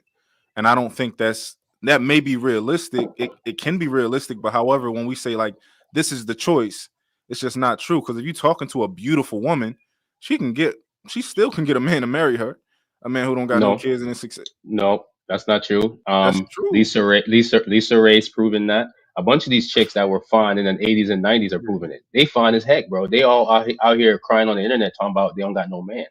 So what are you Because talking they're about? It doesn't bad matter about. people. These are Right. bad That's my people. point. But that's my point. If you're But straight repented, like that. if you Yeah, but straight like that, they can get a man. But they're probably complaining about they not getting the man that they want. correct, that's my That's point. what they're complaining. That's They're my not point. getting the man that they want. They can get a man. They could get a hard ankle, some form of fashion. They can. But they're not But they going to get talk. the man that they really want. They're going to But get a what about man in between time. So if a man just supposedly come over and fuck on for 20 minutes and get the hell on, yeah, they can get them. They can get them all day. But a man who wants to be a consistent, who wants to be a regular man and maybe bless that woman enough to change her last name, more than likely she's not, because she made a lot of bad decisions. She made a lot of bad mistakes, and she's not willing to change. So you talking about she's got to change. No, she got to just do more than change. She got to change, and she's got to be consistent. She can't just change for 3 or 4 months and then fall back to them whole ways and think a man's going to sit there and settle down and bring her on in. Hell no. He shouldn't do that. He needs to see her consistently be different. I'm talking about a lifestyle change. If that means you need to have a change of religion, you went from heathen to Baptist, or from heathen to Muslim, or heathen to Israelite. You got to make some form of dramatic change. Unfortunately, they don't want to do it because they want to continue to live that heathenist lifestyle and pray some man like straight like that will come in there and bail out. No, that's not how it goes, man. Hey, these women I'm not love saving. going I'm from, not saving. they I'm love not going saving from none of hoe to these. holy, bro. Hey, Gotta be careful with that one too. I'm on Exactly. record for claiming that a hoe's final form is a religious woman. So, But that's just the reality. It's no different than men. Like me as a man, we have certain consequences. If I make certain decisions, I'm not going to get the type of woman that I was supposed to get if I didn't make those mistakes. That's just reality for everybody. Certain dudes can't talk to DJ and certain dudes can't talk to Naomi based on the mistakes they made. It's just facts. I don't think If it's if, based if on their mistakes. I think it's based on what they have and who they it's are. no. If me as a man rehabilitated myself and I was repentant, I became a better person, fine. That's great. But if I made a certain particular mistake, some women are saying, I know you changed your life. You did really good. I'm proud of you, brother. But you went to jail for what? I can't deal with that. I'm sorry. Me personally. Yeah, Do you I Right? think And think some having women money, have those, I think that's only does like having money make really a difference? radical examples, but I think for the most part, men and women are different when it comes to this. I think women care much more about who you are right now than who you were versus men who your past actually still plays a huge part in how we feel about you, even if you completely change in right now. I think that's a difference. Now, of course, there are some circumstances where you could have done something in the past and a woman's like, oh my God, I still can't do it. But I don't think that's the overall um truth when it comes to men. I think men, we should Yeah, be but telling them like, listen, you can do things right now to change your outcomes. You know, you can do things right now to change who you are, change your situation, and change your outcomes. Versus women, we should be giving them the advice is going to be a little bit different. yeah, but real dope. That's the problem. A lot of women should be looking at a man's past and judging him on that, regardless what we may think or how feel about it. If we don't feel like that's fair, well, who cares? At the end of the day, if this woman's going to deal with somebody, she needs to know his past. She needs to know his past transgressions or whatever that case may be. He might have been locked up 10 years ago. Okay, I don't give a shit. What did you go to jail for 10 years ago? I need to know. I don't know if he truly changed. He might have served you 10 years. Don't mean you really changed. You just so happen to do your 10 years you out. You could return and relapse and do the same bullshit. So women should be concerned about a man's past. Now, if they don't, hey, shame on them. They're going to suffer whatever consequences they suffer. So if this man decides to put hands and feet on that gas can, and you found out through his background check, he did it 15 years ago, that should have been a red flag. And that red flag should have told you to get the hell away from that man. Instead, you ran to him because you was into the bad boys. Oh, that shit turns you on because he made you feel butterflies. He knocked your bottom out. But all that doesn't matter when he's whooping your goddamn ass. Yeah, I I'm mean, not talking about I'm not talking about what women should do. I'm talking about how women are in their nature. Right. So the current what I explain to straight like that is that this is the current disposition is that it doesn't really matter how much you think it matters. Now we want to move towards another, we want to advise women on how to do things better. Of course, we can tell them to do that, but we all know that that's not typically how women operate. They look at where you are now, and that's how they decide, kind of if they want to be with you. But you gave an example real quick. I'm just going to ask you a question, and then JR can switch it. But you said it's realistic. When I gave the example that a woman, let's just say for the sake of argument, I'm not going to give an extreme example. Let's just say she was a stripper. Let's just say she was a stripper in her past life, but she doesn't want to be a stripper anymore. She's done with that. It was years ago. Whoopty whoopty whoop. Do you believe, based on her past, that she will still be able to get the same outcome if she was never a stripper? No, no. Okay. And that's what I'm saying. Women have to look at what they've done and say, although I've changed and I'm a better woman because I did this thing and I bit the apple, I've bitten the forbidden fruit. These are now my outcomes on the other side of it. And that's what I'm trying to say. And they have Yeah, to understand that and just accept that. I agree, but the only thing that I'm saying is that when we tell women that like you got to die alone or you got to choose polygamy, I think that's where we kind of get it wrong because it's not true. I know a lot of us grew up with step parents who our mom always could get a man. Right now, our mom may not have really wanted him. Maybe she just wanted him for the security, and she really wanted that other type of guy that she probably couldn't get. But these women can still get men, and if they're beautiful, it's going to be that much easier for them. Well, that's the caveat. If they got the looks, you just put in that's the caveat. If Well, they have the looks. I mean, even if they have the looks, doesn't mean that it's a guaranteed success. I mean, maybe they get it, but a lot of people don't even know how to maintain. They don't even know what that looks like. So eventually, it's gonna flop. It's gonna fail. That's because they be bad people. Like if these women was actually ready for a real relationship and all that type of stuff, I think they could be in an actual successful relationship. But most of the time, they don't ever do that work. They just be bad people getting into a relationship. The majority and Daddy, I don't think the majority of people, just generally speaking, are ready for the type of person they want. I mean, unfortunately, it is heavier for women, but I mean, it's a lot of guys too. Like a lot of guys want bad bitches, but don't want the headaches to come with them, or they're not ready for the headaches to come with them. They're not ready to compete with the other attention those women are gonna get. And then the same thing for women. Like women say they're single by choice. No woman who wants to be in a relationship is single by choice. She's only single because she doesn't have access to the type of man she wants, but those men don't want her. It's never a choice. If you want to be married, you want to be in a relationship, and you have the best options that'll make you do that, then you're going to go get in those relationships. These women are saying they're single, been single for 10, 15 years. It's because the niggas they want don't want them, but they're still fucking though. And I think that women can produce better outcomes, but a lot of times they don't want to listen. They don't want to listen to us and our advice. They don't want to listen to people that's telling like, hey, maybe you fucking too fast. You know, maybe you doing this. Maybe you should look at these characteristics inside of a man. They want to do what they want to do, and that's their choice. However, I think they do have the power to get better outcomes. You just doing what you want to do though. Like you see it, oh, he's tall, he's handsome. Just get a pussy up. My bad. Like, you know. Yeah. What you thinking, Ray? I'm doing what you asked us not to do. Looking at the comments. Oh, okay. Yeah, you got to looking at the comments. Yeah. You should have been focused on trying to. You can't write in looking at the comments. How you looking at the comments, but I asked you a question and you was on mute? I was trying to unmute and my phone started overheating. That was my bad. I had to reassociate. I had to get myself together. The phone was overheating. It wouldn't unmute. Well, you got an iPhone 13? I got a 16, but I was like directly in the sun. But you in the car. Yeah. No, it still overheats though. It still overheats. Yeah, it gets hot. Mine does in the car iPhone too. ain't shit, man. Yeah. Let's be honest. iPhone ain't shit. With the AC blowing, the phone overheats. No, it was directly in the sun. Nigga, your Android phone gonna overheat in the sun too, bro. Don't do that, Hink. Like, let's listen. Let's not make this an Android iPhone. iPhones ain't shit. All right, yeah, old niggas like Android because the screen's so fucking big, and so are the buttons. And y'all default font size is 60. You gotta swipe 5 times to ask a nigga what you doing. Like, come on, bro. But only time y'all get updated on y'all iPhones is when Android does something new. That's it. Y'all follow behind us. That is true, though. That is true. Straight, man, get off his Android dick, bro. And go get you an iPhone. Really, you know what it, bro? I got a Pixel though. I got a Pixel, so my Android's a little bit different. I respect the Pixel. You know what I realized? You know what I realized, Willie?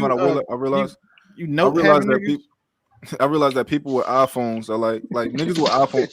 iPhones are like niggas who get bitches, right? Facts. Androids are like niggas who do all the right things and they buy all the right things and they get all the right things that people been asking for and they give it to the woman and she just like, nah, I still want that other nigga over there. Y'all can come with as many features as you want to come with. Yeah. It don't matter. We just get more bitches. Talking about you just what you could. That's what I'm saying. You just you related. Like, oh, man, let's go to really back in. Y'all don't never do any upgrades. Y'all don't never. The phones is the same. They just the same. We don't care how many features you add. You're not gonna be better. Serious. Let's go to really back in. So, KS was suggested to have predict these outcomes. So, how are you looking at the 300,000 black women leaving the workforce? Whatever the reason may be that they left. The world is changing. So, Kevin Samuels did a live stream that said winter is coming. Does anybody that dislike KS at all on here? You have a strong distaste for him? Nah. Okay. In the chat, they're gonna have a strong distaste for him because he was talking straight like that. I think he said women. Any women. Oh, my bad. I thought you said anybody. My bad. No, just that's right. He did. Hey, I need to say RIP. Don't be disrespectful. Give y'all condolences and give y'all respect. The only thing I didn't like with Kevin Samuels, he drank too much Red Bull. That was the only thing I didn't like. Okay. Well, I'm gonna go ahead and play this clip, man, because it did highlight some of the things. You know, it may have highlighted for you and may not, but I'm gonna go ahead and run this clip and then we'll go ahead and talk about it. Though, ladies, and what does it mean? Well, whenever Ned Stark or anybody from House Stark would say winter is coming, they're not wrong, because eventually, even if summer is over, winter's coming back. And even if it's just over, it's coming back. If you're in the middle of it, it's coming back. And trust me, when winter comes, you want to be prepared because bad things happen in the winter. Why am I saying winter is coming? Because ladies, hot girl summer is about to be over. And like it or not, everything is coming to an end. For the last 2 years, we've lived under a global pandemic, recession, job slowdowns, unemployment, all things that people have been able to avoid because of long-term unemployment, rent moratoriums, but all that is over. After June 30th, the landlords aren't being mean, they want their money. And I want you guys to understand that there are people out there today, in particular, we're talking to the ladies, who have not paid rent since March of 2020. August, the schools open. That means all those kids go back. That means there is no reason for you not to go back to work. And what's going to happen is so many women are going to back to go back to their jobs that they haven't been at for the longest, and they're going to find out that they have been replaced.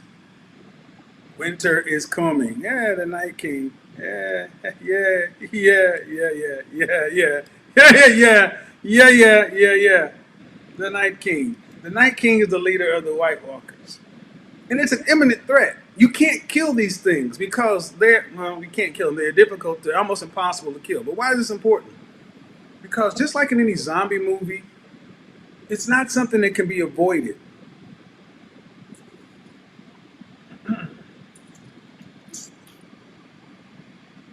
It's not something that can be avoided. It's something that is an imminent threat, going to happen no matter what and no matter what you say about it, whether you like it, whether you don't like it, it's going to happen. So, just like the rest of us, what have you been doing for the last year to prepare for winter? Have you been stocking your money? What have you been doing? And the reality is many people gotta admit, particular women, they gotta admit they've been doing nothing. They haven't saved any of that money. They've just been doing what they're doing because in our country, in the West, women have always been bailed out. Guess what? There's not enough money to bail anybody out anymore. Anyway, as we move forward, he said he's been trying to tell folks that this global recession is about to happen. And what's about to happen has never been happened before because we have had people who haven't had a job, who haven't had work for over a year and a half, haven't paid rent for over a year and a half. And they're going to go back and find out that they've been automated. They've been downsized. Companies haven't lost a lot of money. And in September of 2020, we had something called a she-session where we lost 880,000 jobs that are female. I'm going to have lots of data this week because you guys have been living in a fantasy land. You think that it's not going to happen. You think there's going to be some kind of bailout. There's going to be something else. There's going to be nothing. People right now are being put on the streets. In Dallas-Fort Worth, the constables are moving people out, putting their stuff on the front yard. You want to know what's coming, ladies? They're decriminalizing the oldest profession in the book. In New York City right now, the governor, the mayor said we're not going after people who are loitering the streets. So, like it or not, some parts of Manhattan, some parts of the five boroughs have been turned into right there in the streets. Go to World Star, you'll see the video yourself. Broad daylight, transactions happening on a stoplight. Guess what? That's New York. Guess where else it's about to come? California. States across the country, because why? There's not enough money to give to people. And if you're a woman and you have a regular job, you know, let's just look at it. If you were not an essential worker during the pandemic, you are at risk. I was in Neiman Marcus the day they shut the world down, and I had never seen panic like that before. And all those women's eyes, because many of them have been with that company for 10, 15, 20 years. All they had done is retail. Neiman Marcus is on the verge of bankruptcy, and the only thing that saved Neiman Marcus was the pandemic. Those women over there know they are coming back. And when the world stops again, many of these 40-year-old women are not going to have a job to go to and have no skills in the environment. Ladies, winter is coming.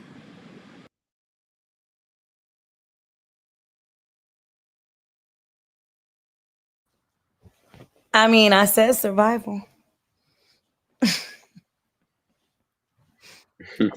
Key word. I'm telling y'all. Survival is important because for all the women out there, especially Black women, we've had to struggle a lot. A lot of Black women have had to struggle with Black people in general throughout history.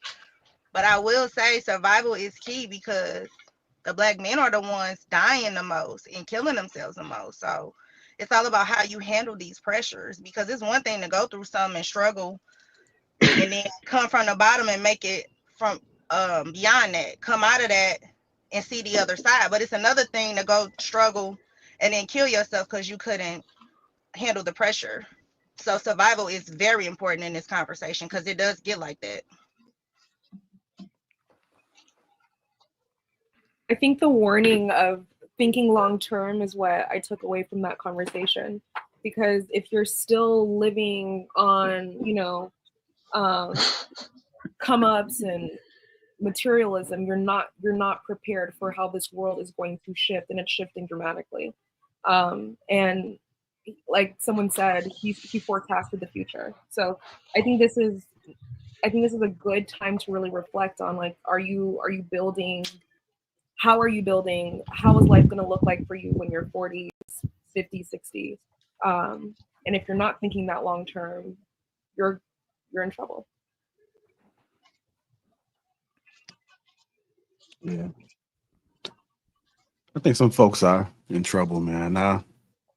Sometimes I just be sit back observing a lot, man. And I personally know some people, they would never admit it. They would never admit it.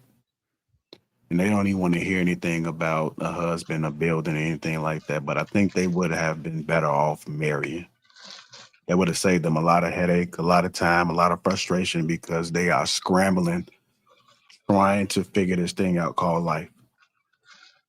The beauty can only take you so far. And there's always a man that will entertain you. But the reason as to why he will be entertaining you, I think that's the part that will be in question. And you typically will find out the hard way. Yeah, there's men that will trick on you, but there's not a lot of men that will invest in you. That's actually going to care about you. When people start falling off, when family members and the world becomes real cold and bitter, and you don't have that support system, when it starts to diminish, then that's when you're sitting alone. And when you look back, you don't have anything to really feed your soul at that point. You don't have the skills. And again, may not be for everyone, but I personally know people who are rethinking their decisions as far as what they should have done, but they still won't admit it because it takes a person to get uncomfortable to actually be able to have that level of accountability and give in. I mean, I've seen them like dissing themselves from social media because it's embarrassing. It's only so much time that you can really keep doing the same things over and over again, but they don't really amount to nothing. Because all this time you've been doing what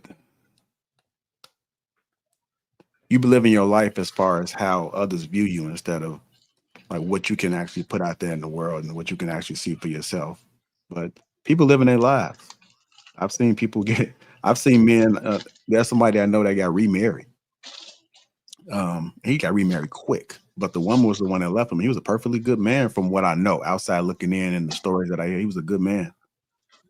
But I think the social media, maybe some of the attention that she was getting, I think that she thought it was better options. But when you go out there and you really explore, sometimes it's best to stay home.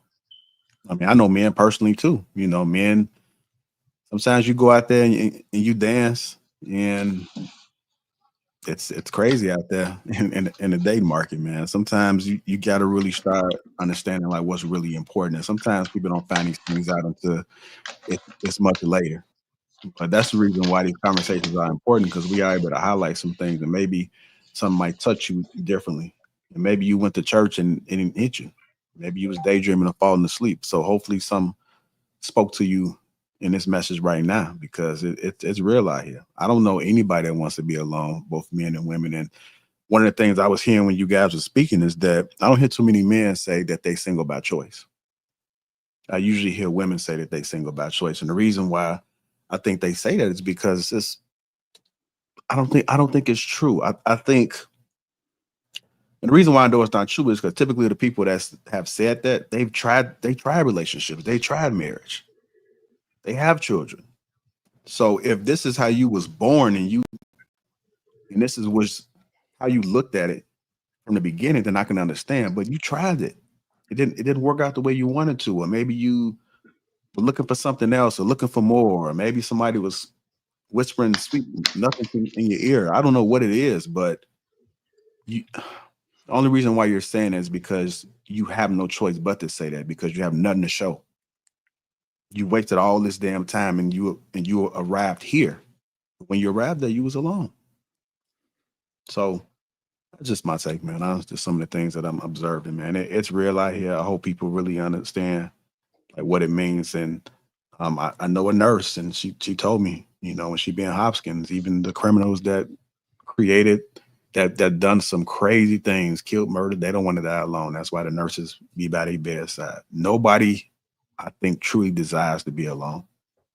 I think people really want companionship. I just think that they just missed the bus. And time is so important. I think we talked about that earlier too, how important time is. Some people value time more than they value money.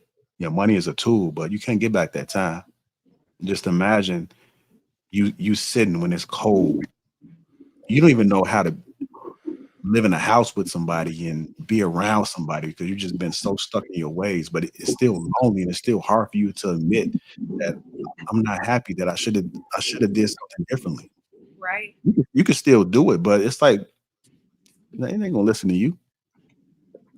Yeah, but JR, go ahead. That's very profound.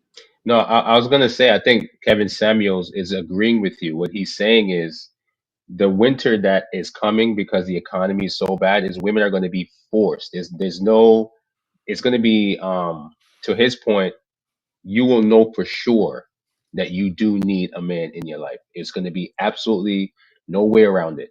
When the banks close, when he just mentioned in New York City that the oldest profession, which is, you know, people making deals on the side of the road for certain transactions, because when the banks close and a woman, there's no more comfortability, there's no more AC or whatever, and you really do need a man for survival, it's going to be very, very uncomfortable for women, men too.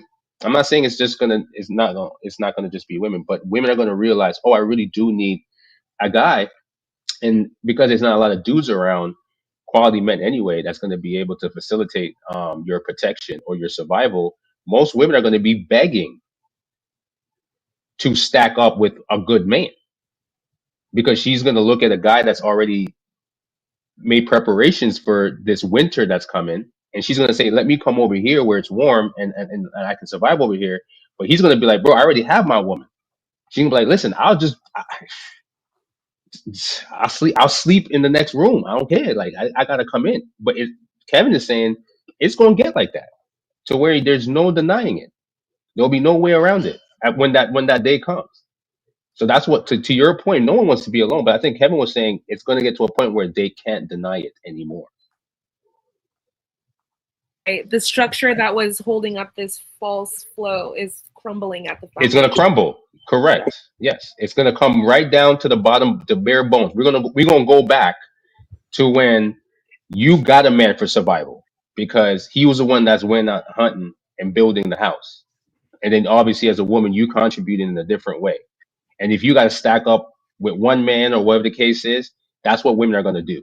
They don't have no choice. I promise you. Let the banks close, and nobody got no savings accounts. If you're not stacking up on water, where you gonna get your water from? Well, what you're highlighting is we do need one another, and it's okay to say that we need each other for survival.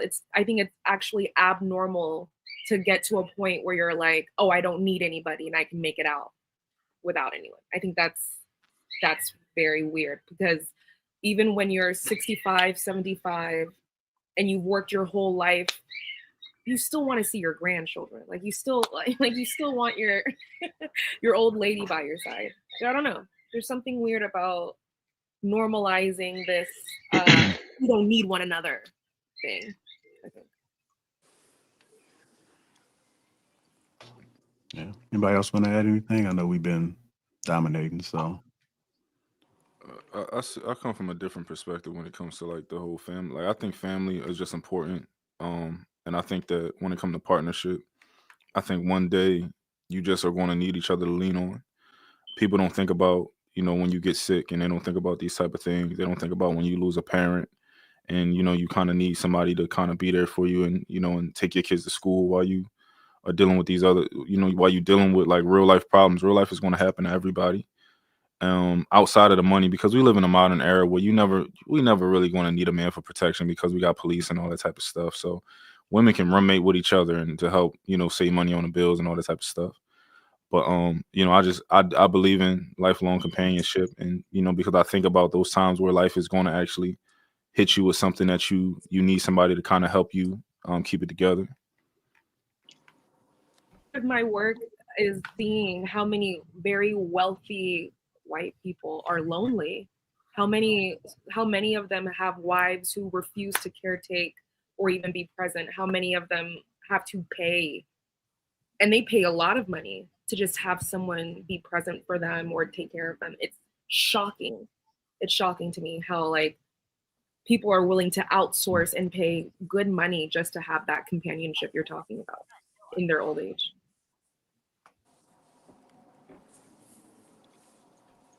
All right, what y'all thinking, Naomi, Ray, DJ? To be honest, you know, a lot of stuff I look at from a realistic perspective, and we came in this world alone, we're gonna leave alone. And when they put your obituary out at the funeral, you're the only one that's gonna be on the front of it. So the harsh reality is life is not guaranteed companionship. That's just not. Even twins didn't even come out of their mother's womb together. It's a journey, and it's important for you to find your purpose while you're here in life. You know, it may not be attached to another person. It may be, you know, you may not get married. You may get married. The person could die. The person could leave you, but you better make sure you did what you were supposed to do in this life. You cannot make that dependent on others. And that goes for men and women. But how do you know what your purpose is if not for others? That's where you have to. That's where your spiritual alignment comes in. Because, like I said, you're gonna be responsible for how you live and what you did and the deeds you did when you were here on earth. Only you can be accountable for that. When you cross over to the other side, you're gonna be judged on how you lived and how you treated others. Yeah, so you need to be in an alignment with the higher power so you can figure out your purpose. Your purpose is usually tied to what you're good at, what you love to do, and what other people need, problems you can solve for other people. So you do need, I mean, I'm not entirely disagreeing with you. I just think it's disingenuous to say that God just wants you to focus simply on your purpose without recognizing that your purpose is also tied to your relationships. And how you serve others. I didn't say solely. That never came out of my mouth. You put in words in my mouth. Okay, I apologize if I misunderstood. Yeah, I didn't say solely. I just said that should be your priority, because even if I know from personal experience, nothing is guaranteed. You can have the perfect marriage life and everything. Life happens. You need to make sure that, I know for a fact, if you're focused on your purpose and you know what you were sent here to do, even when life's challenges present themselves, you can still remain emotionally stable because you know you're here for something more. People come and go. That is a reality. Can you give me an example of a purpose that doesn't involve no one else? No, your purpose will be to help others. That's what I said. What do others need from you? When I say others, I'm saying society at large. I'm a little confused on it. Are you saying that to prioritize your purpose because if you prioritize a relationship, it's potentially you could lose that person and they won't be here anymore? I'm saying that if you're focused solely on you, not solely, I don't want to say solely. If first and foremost you focus on what am I personally here to do? How can I show up in the world and make the world a better place? Get that established. And that way, when if you do meet someone and y'all can have a good relationship, it'll be 10 times better. But that's why I asked you that question. What purpose can you have where no one's involved? You're saying a romantic partner is not involved, or society? No, just in general. Like, what purpose can the Most High give you where it doesn't involve another human being? It has to involve another human to some extent, because I said your purpose is tied to how you can help society at large. Society is other humans. Why would you then tell us that you're gonna not even twins come into the world, together, you're gonna die alone? Why would you bring up all of these things? Well, who's gonna come to your funeral? Who's gonna bury you? You still need people. Yeah, I mean, when you're born naked. Yeah. It doesn't mean that you're gonna be naked the entire time. I'm saying the reality is another human is not guaranteed to you. That's the reality. Right, but just because something starts or ends in a certain way doesn't mean that's how you should live it. So what I didn't say should. I didn't say should. I started this off by saying in reality. Because she asked me earlier, was I a nurse? No, I'm a behavior analysis. So I naturally have an analytical brain, and then my profession also allows me to be even more analytical and realistic. So realistically, you will leave out by yourself. Realistically, you are the only one on your obituary. That is a fact. I'm not saying how I feel. But don't they also have like priests that come and pray by your side? Like what I'm trying to explain is like, yes, technically speaking, sure, we are going to pass on by ourselves. But even animals group together and mourn. We don't come. It's a bit like annoying. I wouldn't even say annoying. It's hurting my heart to hear you be so cold about it, because we know even elderly people when they talk about their greatest regrets, they talk about not focusing on their relationships. They don't want to pass on to the next alone. Like, nobody wants. Hey man, look, shout out to Ray. She's content on dying alone. Why are y'all trying to convince her of anything else? You're wasting your time. This is what I'm talking about. Stop trying to convince people to try to change. Some people are okay with that, and not everybody's going to make it. So we just got to let her feel the way she feels. She's okay with dying alone. She came in the world alone. She said it. I'm going out alone. Cool. She doesn't need anybody. If I was married, I would outlive my husband more than likely. Ray. Well, women being married actually die sooner. So what are you saying? I think it's still. Hold on, real quick. Let me say this. Social isolation shortens your lifespan. Studies show that loneliness is as deadly as smoking 15 cigarettes a day. And wow.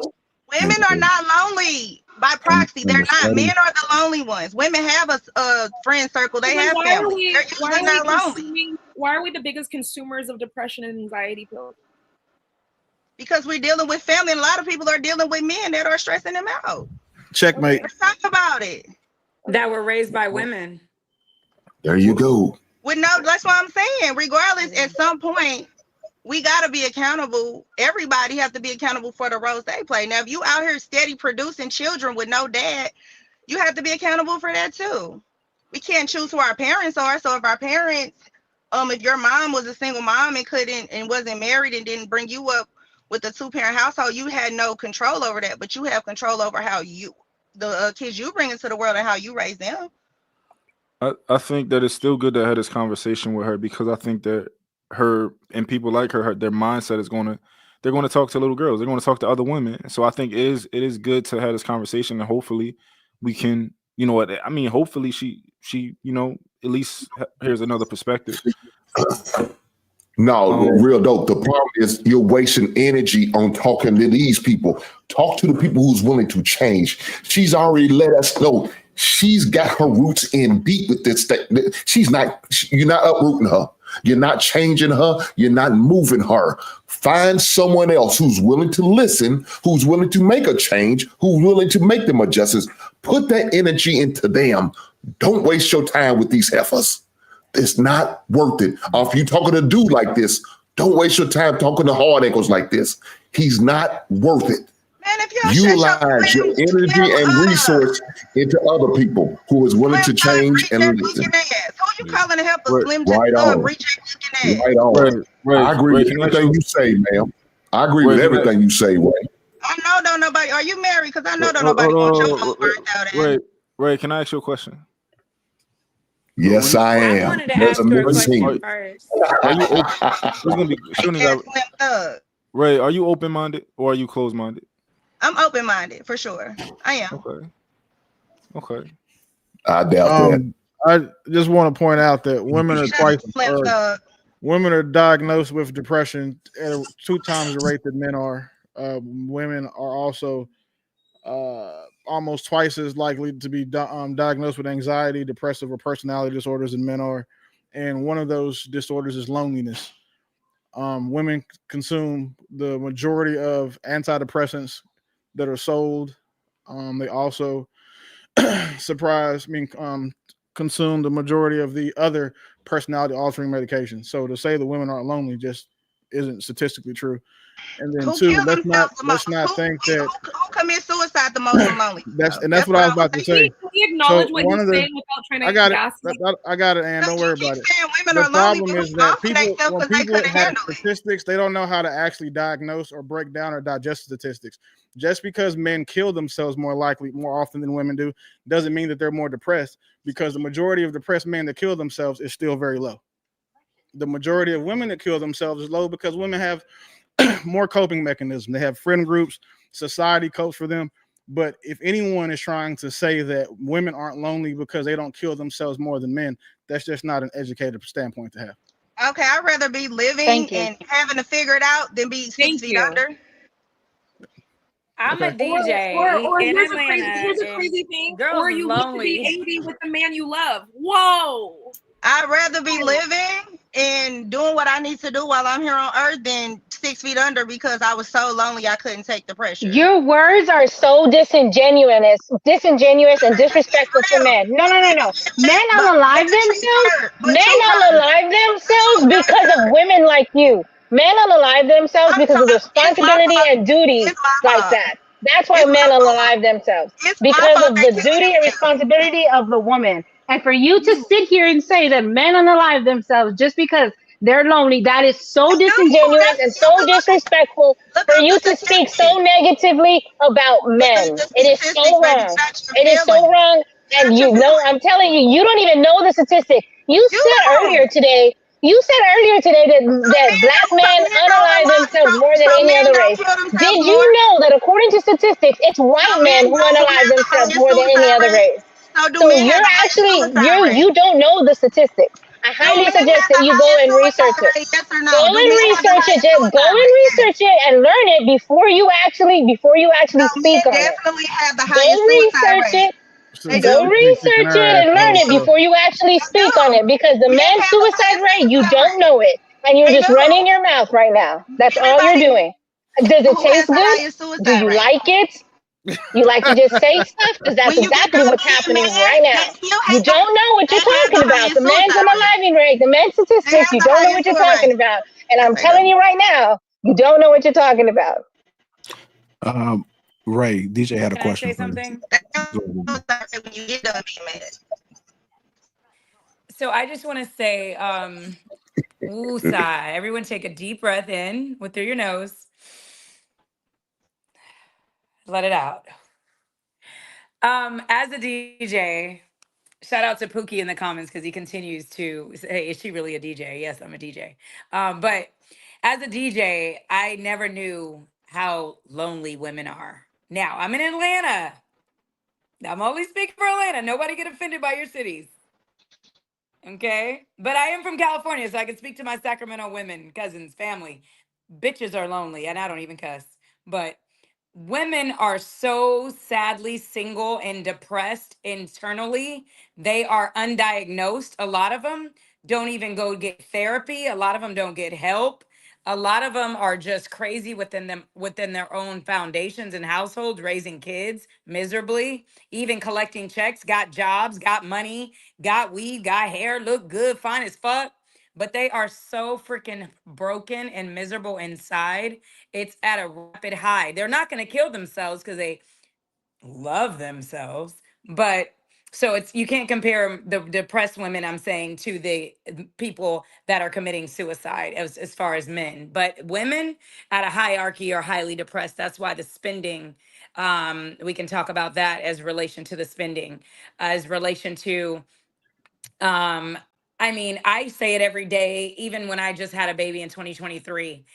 The whole time I was pregnant, Hink said something earlier about his experience going into hospitals and doctors. But my whole experience, I was like, man, like I asked for a whole different medical group. I left the entire Wellstar and went to Emory Wow. by the end of my pregnancy.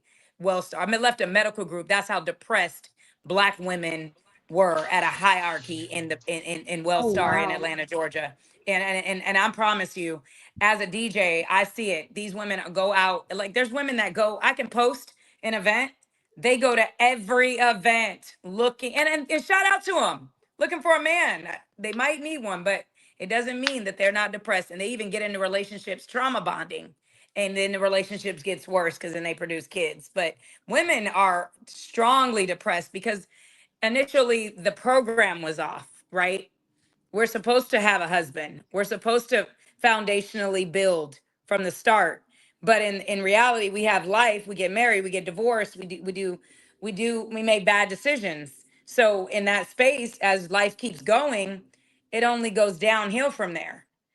So And women typically, because they're strong, they're internalizing survival in anxieties, mental health, and depression. That's and my if we opinion on look it. and if you look at the consumer rate, right? I think that correlates. That loneliness that we're talking about, that we're not being open about, we then mask it with materialism and chasing after the bag Yeah, I and said getting that. all of Yeah. these things, right? So that's a really, you brought these things interconnect. No one is saying And a don't bunch chase of rose toys too. Don't forget the We're rose not. toys. I'm You and the against rose those toys. for the We can record. Oh my sponsor you. God, bro! You pull out the We should rose toy say out your every ass more time. than these women do. I Every know. I think he time. Hey, has look, I do want to one. read this too, y'all. I do want to read Who this. had a rose toy and pissed you off? Yeah, Straight like yeah. that. He got That I'm replaced by thinking a the same rose. thing. Y'all talking Straight about, hey, like y'all that. gonna be Got all taking that shit in jobs. his A house. rose toy took his job one time. He been hating them ever since. Don't do That's that. crazy. I'm mad he said he got a telling girl. you, I ain't heard nobody on the internet talking I'm about rose curious toys to on the straight everybody like that that. say they supposed to be married. The women that say they supposed to be married, is all the women on here, are y'all married on the panel? No, I'm not married. I'm divorced. I'm not gonna answer your But question, your response. Naomi, are you married? I'm not answering your response because your failed attempt Okay. to So I discredit what was I'm asking saying that is because if so we're funny. supposed to be married, why y'all not married? Okay, listen, if you want to, we'll talk on the back end. We'll have a whole ass conversation. Right, Okay. she literally I'm just said that you were Anyways, going to curious. use it to JR, discredit what her did you I want can to tell you why say? I'm not They again, don't but want to discuss JR, that though. what did you want to say Yes. that you were Put gonna it read on out? JR because y'all don't want to discuss that. Y'all talking Listen, heavy, but where y'all husband? you wanna have a whole conversation, you don't wanna center me, Y'all go right talking heavy, ahead. but But where I'm your telling you husband? Since right you now, such a I am not perfect the one. woman, I'm since such not a the perfect one that you woman, want where to your try and husband? talk to me about. I'm please. not the one you want to try and Such a talk to me perfect about. woman. I wonder why nobody I'm likes not you. the one. I'm not the one. so Why I they never didn't pick got you, to baby? ask. Go ahead. Go ahead. Uh, Keep running your So real mouth. Why dope, they pick you? real dope. I blame Why you, they Hold on, real hold didn't on, dope. pick you, baby? hold on, y'all. Hold on, Real dope, I hold on. blame you for this. Yeah, I like I blame do you, want to real read. dope, Yeah, it's because you dope. wanted It's to real save dope these fault. heifers. Like I do want to read. Real dope wanted to save heifers like this, and this is what you get. Help us like this. I, Okay, It's real sis. dope fault. I think Ray is open minded. I think I could talk some sense into Okay, him. That's a sis. goddamn lie. She got sense. Stop saying you can Hey, talk some sense into her. hey, She got her hold own on, sense. JR. This boy ain't Hey, sassy She as got her hell. sense. Don't tell hey, that woman Sweeney, she ain't put got no real dope sense. mic down. Hey, dope, you got Sweetie, Sweeney over here with you? Y'all wild. Like, This tell is Sweeney to wild. get off your mic, bro. That ain't cool. hey, this boy ain't sassy as hell. Hey, that's how real dope spit hold game. on, y'all. Hold on. Like, I am going to read this because I think this is kind of what Willie was saying as well, and I think some other people. But the CDC National Institute of Mental Health says that men account for 80% of all suicide deaths. White men aged 45 to 65 plus have the highest suicide rates. Women attempt suicide more often, but men are 3.5 to 4 times more likely to die by suicide, largely due to using more lethal means. They're not even good at killing themselves. Hold on. Men often experience greater social isolation, especially after divorce, job loss, or aging. Many men don't seek emotional support due to stigma or pride. This increases their risk of suicide from untreated depression or loneliness. Which is what Willie said, that women have more support systems than men. Yeah, that's what I said too. I'm again. That's what she said. That is, yeah. I'm not gonna be wrong loud, and that's not a good idea. Yeah. But that's fucked up. Your statistics went in line with what I said. Men kill themselves the most. That's what I was saying. You said black men kill themselves. Well, you got to look at. You said black people kill themselves the most. White men ages 45 to 65 plus have the highest suicide rate. You said black men. You said black men kill themselves more often than anybody else. I know men for a fact have the highest suicide rate. Well, it's not that you misspoke now, but you've been arguing against what you said, and you were wrong. I never argue when black men kill themselves the most. I said men. Everyone saying black is what we're but they also said, right, but they also said that women attempt suicide more often, but men are just 3 to 5. I agree with attempted suicide because you either kill yourself, you either killed yourself or you didn't. I don't believe in attempted. What the hell? You either did it or you didn't. They take pills. The ones that attempted are still the black women that are even depressed. If we look at, stats, there's so much. There's so much. A lot of people like to rely on stats solely. I don't think you should. I think you should be able to think independently a little bit outside of it as well, because I don't think that they're taking every single case or every single situation to even make these stats. But it's a good reference point. But we have to look at things like, if you look at every single thing, I think there's some support as to what Willie is saying. There's also support to what Ray said. But give me an example of what supported that Ray is saying. The same thing, no. Actually, I just saying black men. I never said black men, but if I did, I missed it. Okay, so she said men. I'm just saying men. Oh, JR.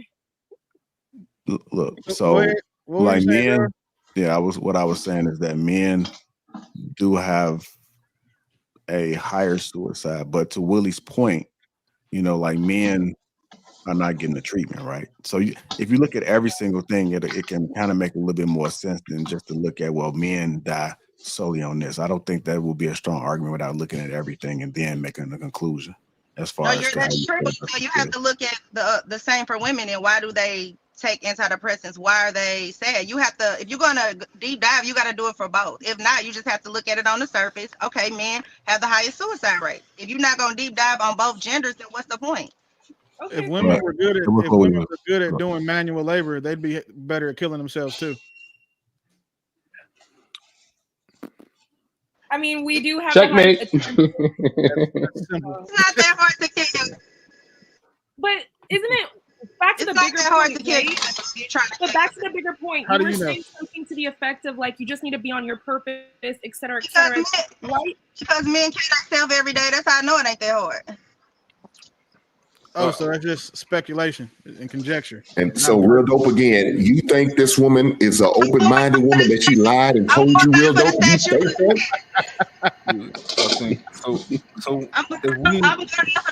that? Y'all remember when the best way to communicate with somebody and to get the results that you want is to kind of go about it a certain way. I think that if you already got the point, you already made the point that you don't agree with trying to change her mind or anything like that. But if I was to have a conversation with somebody, like when you look at the way Trump tried to negotiate, the tariffs and stuff like that, he would always compliment China and Russia, and he would say, I believe that they're very fair people, and I believe that we're going to come to a solution and stuff. Like, so real dope. In other words, you believe in blowing smoke up a goddamn ass and then tried to convince her to make a change. It still didn't work, brother. She's standing on what she's standing on. I didn't get to have a conversation with her, but I believe you didn't get to blow enough smoke up her ass. I got you. Continue blowing smoke. Right. Continue blowing smoke. Right. See what happens. Right. You open-minded, right? Smoke. Yeah, funny. All right. So this is what I want to ask you. What matters the most on this earth? Is it people or is it things? Like at the end of the day, what's the most important thing? People, right? So people are what matters the most. No more, not more than money, more than all those type of things. It's people, it's relationships. That's what we really care about. So I think, at least from my perspective, I think that, of course, in this modern world, prioritize making money, prioritize, building your life and all that type of things. But I think that it's very important that we recognize that, like, yo, I want a woman to share my life with, because that's all that really matters. My woman, my family. Like, of course we can lose these people, but I don't agree with kind of like playing life that safe to like, I don't want to add anybody into my life because I might lose them. I think the most beautiful thing in this world is love, and it's family, and it's, so I think that people should all prioritize making money and all that type of stuff, but remember that the most important thing is people. I don't know. What do you think about that? I mean, I think you're right, but I also know, to be honest, if I have to be quite honest, I know men view loneliness differently than women. Like men, if you look at the statistics, they'll show like when men are lonely, how sick they get and how shorter their lifespans are. So I could see, like, that's why I totally respect what you say. It's in alignment with the science, because you just spoke from a man's perspective. You said this is all that matters to me, because inherently you live longer when you have that around you. But when women are married, they have shorter lives. This is not me saying this. You can look it up. I'm in the car, y'all. I don't just say stuff. I don't make up stuff. So I think you do. Hold on, but I can see where he's coming from, because from a man perspective, what he just said made absolute sense. Without a man, without y'all family, y'all really don't have no purpose. Yeah. That's why men are very proud to say, this is why men is very proud to say, this is my wife, this is my family. Because without that, you look crazy in society. Yeah. Oh, I would like to. Okay, so that makes sense what you said. And I think I know what stats you're pointing towards. But I think a lot of times, a lot of women don't really know how to pick men. And I think that can lead to a lot of these things where women are in relationships that are making them sick. Because I believe that women can get sick off of the environment. If a woman is stressed, you can see that on her body. She'll lose weight, all of these type of things. This is just what I believe and what I notice. And a lot of times women don't pick the best men. I don't know and a lot of times they don't like to agree to that. They like to say, oh no, they changed and all this type of stuff. But I think if women slow down, pick better men, they would have better marriages, and they would actually be able to live longer and live a longer, happier life and have better children and things like that. So I think that would help. I don't think just inherently if a woman gets into a marriage, she's gonna live less because she's gonna be working her ass off while he on the couch drinking beer. I don't believe that. I think if women choose a little bit better, maybe even got some help choosing men and deciding on men, I think they will live longer just like men in marriages. Well, I wanted to ask Ray, do you date outside your race? Hold on real quick. I don't want to see what she thinks about that. Arranged marriages last the longest, so there could be some truth to that. When you say other people may need to assist a woman in choosing her mate, there may be, and there also is science that is in alignment with what you just said, because arranged marriages last the longest, and those marriages are not, the wife doesn't even choose the husband. So there can be some truth to that. Women may need some assistance, and if you look at other cultures, like my Nigerian friends, I don't know if Nigerians watch this show, but they'll tell you about the dowry, and you know that the man don't just get to marry a wife and choose a wife; he got to pay for her. So you're right. If other things come into the conversation or into the if culture, she's a virgin, though, not necessarily. Not necessarily. So, she don't have to be. You have to pay a dowry for your wife regardless. So yeah, but if she's a virgin, you get top dollar. Hold on, straight like that. No, but she can't say that because she can't say no. Hold on, real dope. She can't say that because her premise is now men got to come and pay for some. No, the reason why I'm correcting you is because if you are a virgin, the dowry is top dollar. If you're not a virgin, you get whatever that man You offers. making an amount though. I'm just saying they have to pay a dowry. All right, so look, that's $50, sure. I don't care. So based on that, what we just talked about, you would never have to worry about it. So based on what we just talked about, right? You think that within context, it can make a lot of sense for a woman to prioritize, men and women to prioritize being together. Like, if women had help picking a better man and all these type of things, you think it can be beneficial? If there were men who, like, even old boy with the kufi hat on said earlier, there are not a lot of good men to choose from. Let's start there, right? And so a lot of times women are just not left with many to choose from. Like guys, yo, I don't want y'all to derail this. Hold on, it's plenty of good men to choose from. It's just good men don't want y'all.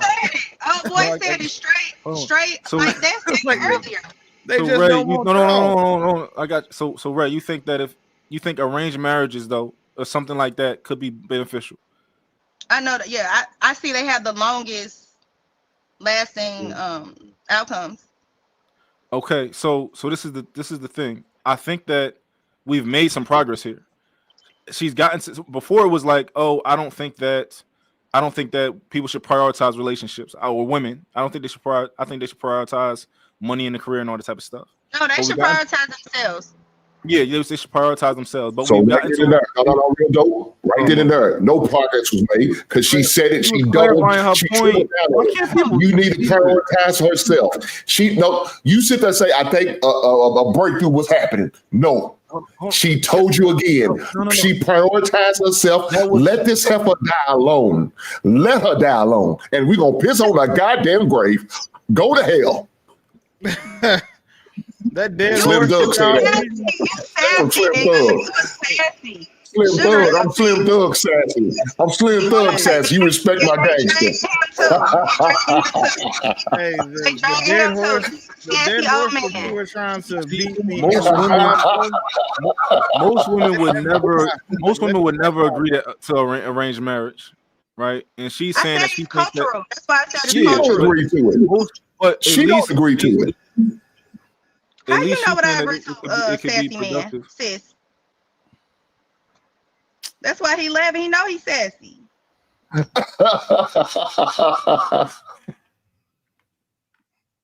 Oh man. So real dope. You're trying your best, but I just wanted to ask Ray, really, before you go, real quick. That's why I was asking her. Does she date outside her race? I need to know that. You gotta ask two questions. Just like that. All right, I'm gonna ask her two. I'm not answering that because they don't have to answer. Well, okay, fine. So I'm okay, fine. So I'm gonna assume you do, right? Because you're not saying no. I'm gonna assume you do. All right. Number two, do you want to be a wife? I think she now her shit froze. God damn. It always freeze.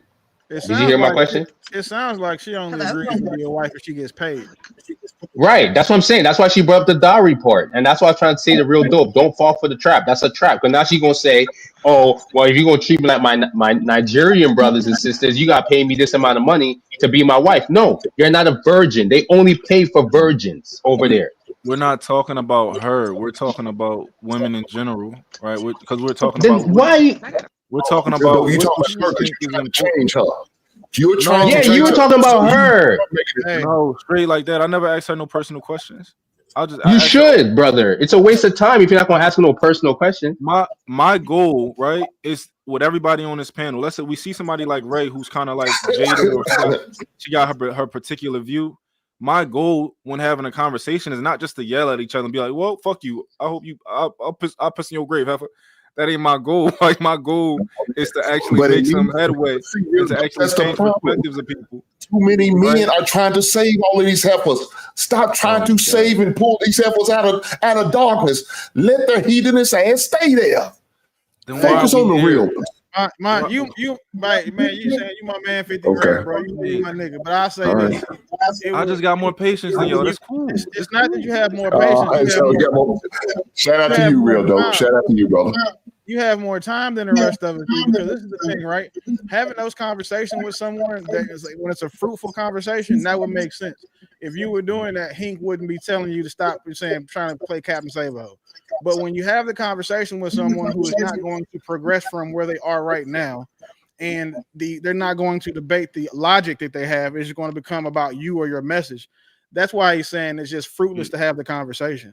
And just I don't agree that that's the conversation that I was having with her. I think her and Hink, it got contentious between the two. I think with me, we were actually having a conversation. But look at the conversation she's had with the panel. So just like using her as an example right now, look at her the conversation and the way the panel has experienced her today, and then how the chat has experienced her today. Yeah. So I understand that your personal may be different, but look, you got to consider the rest of the panel, because while y'all try to have that one-on-one conversation on the panel, you're taking up time, and we could be talking about something else that would actually be fruitful. Well, that's reasonable if we want to move to another topic too. But I do think that, and I still believe that if I can have a conversation with somebody that maybe y'all would get frustrated with, and I can try to, and I can try to reasonably talk a little bit more sense into them. But I don't get frustrated talking to nobody. I just stop talking to Hank. Dude, he start hooting and hollering. Yeah, he's a different guy to me. But I come to 3 conclusions when I talk to people, and once I come to I don't hoop and holler. I don't get upset like that. You look up hoop and holler in the dictionary, you're gonna see Hank right next to it. No, when she was taking shots at me, I didn't get mad or upset. I laughed at her because they jokes. I don't get concerned myself with these heifers. I let them be. I let them be who they are and move on. Use these women like this as examples for our nephews, our sons, our little cousins, and our brothers, and any other lonely motherfucker out there. You don't want to deal with heifers like this, because when you hear her mindset, talking about it's all about me, you're not going to change that heifer. She's too far in the game. She's too long in the tooth with it. She's not going to change. So why waste your time and energy on these women? Real dope. Now, if you want to continue to try to throw your life preserver out there, because you said you want to go take swimming lessons, if that's what you want to continue to do, good luck with it, brother. Other men who seeing this bullshit, don't waste your goddamn time. She's a lost cause. And you might be able to save her, real dope. Real dope. You might be able to get through to her personally. No, okay. You're trying to have a broader conversation so that way it's educational. Willie just said it's a waste of time because we have other things to talk about, because her positioning is, I'm going to care about me first. That's what she said. Even when you gave her the example, she brought her Nigerian friends and how you got to pay a dowry and those marriages work. She brought that up for a reason, because she's letting you know up front, if you got the bag, I might be a wife. That's her saying, if you have the bag, I might be a wife. So I had to correct her, because I know Nigerians. If you're a virgin, they will pay the dowry. If you're not a virgin, you get no dowry. There's a saying a wise man once said, if she's got a price tag, no good conversation can be had. She brought that up for a reason, real dope. You got to read between the lines. She's telling you, Yeah, I think, at least for me, right? The idea of paying, if you love a woman and her culture said you got to pay a dowry, I don't know about the virgin stuff and all this type of stuff. I don't like virgins. I never dealt with a virgin. I don't want hoes, but all the virgin shit. I don't necessarily want a virgin. But yeah, I think that this makes sense. This makes sense now. This makes sense to why you feel like having a bunch of baby mamas ain't a big deal. This guy doesn't value virgins. That's a different conversation. You don't value virgins, brother? Oh no, God. Hold on. Wait, straight like that. You want a virgin? Yeah, I want a virgin. Straight. I prefer virgins. I don't want. I prefer virgins. Straight like that. How old are you? 39. You're 40, and you're saying you want a virgin? Correct. That's crazy. What's wrong with getting a car with that new car smell? That's crazy. That's crazy. It's okay to want it. It's okay to want a virgin. You can want whatever you want. This nigga's. Oh my God. So you'd wear you shoes. You'd wear you shoes. You'd go and buy you shoes. Would I fuck a girl? Would I take a woman who's had sex before? Yes, I would. No, I'm asking. So go ahead. I mean, the question I was just asking, just for the audience and for the panel, is if you was in that position, like, why wouldn't you want a virgin at age 40, hypothetically, right? I don't. if I'm in a culture where we paying dowries to marry motherfuckers, yeah, I want the money that I spend. I need that car to be brand new, zero miles. So Kenny just commented. He said, "Virgin or not, you're paying a dowry." So I don't know if we was putting misinformation out there or not. But No, Kenny is like, if you're a virgin, your dowry gonna be bigger. Yeah, but that's not what Straight bigger. Like That. That's what I said. No. Yes, I did. That's what I said. Hold on. Straight Like That. Earlier, you said that. Recently, you didn't say that, and I'll bet you money on that. I'm very careful with my words, and I listen closely. You did. Okay, well, okay, fine. I'm not going to go semantics. The first statement I mentioned is that if you're a virgin, you get a higher payment.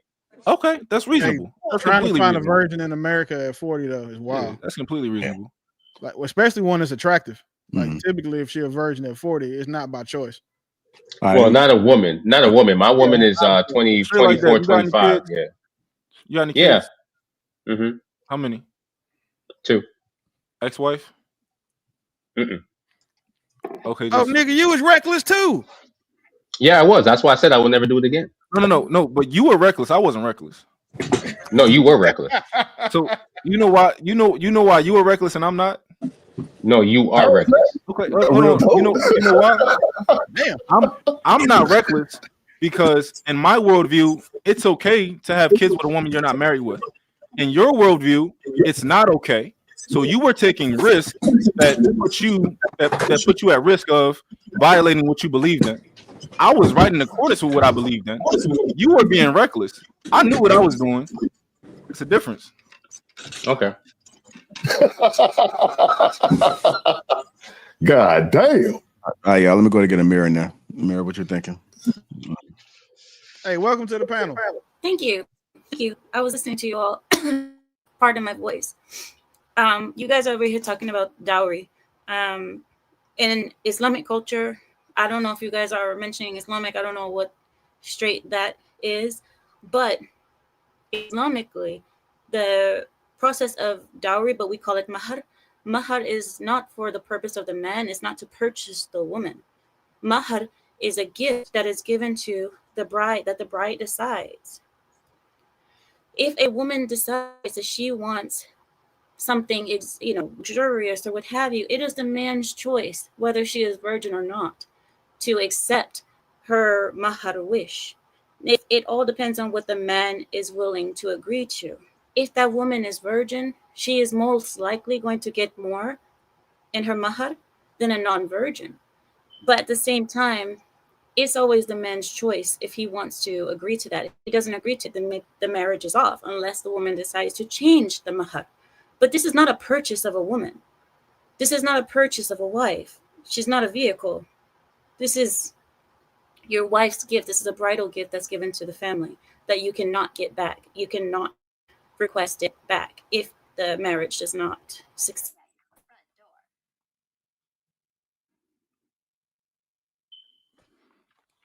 And we were talking about Nigerians, to be clear, but the majority of women outlive, I don't know if I froze or something, but the majority of women outlive their husbands. And that is because men obviously live harder lives. They die sooner. This is why it's the most important decision in a man's life, I would say, to find a woman, because the woman that you choose could be the difference between life and death, really.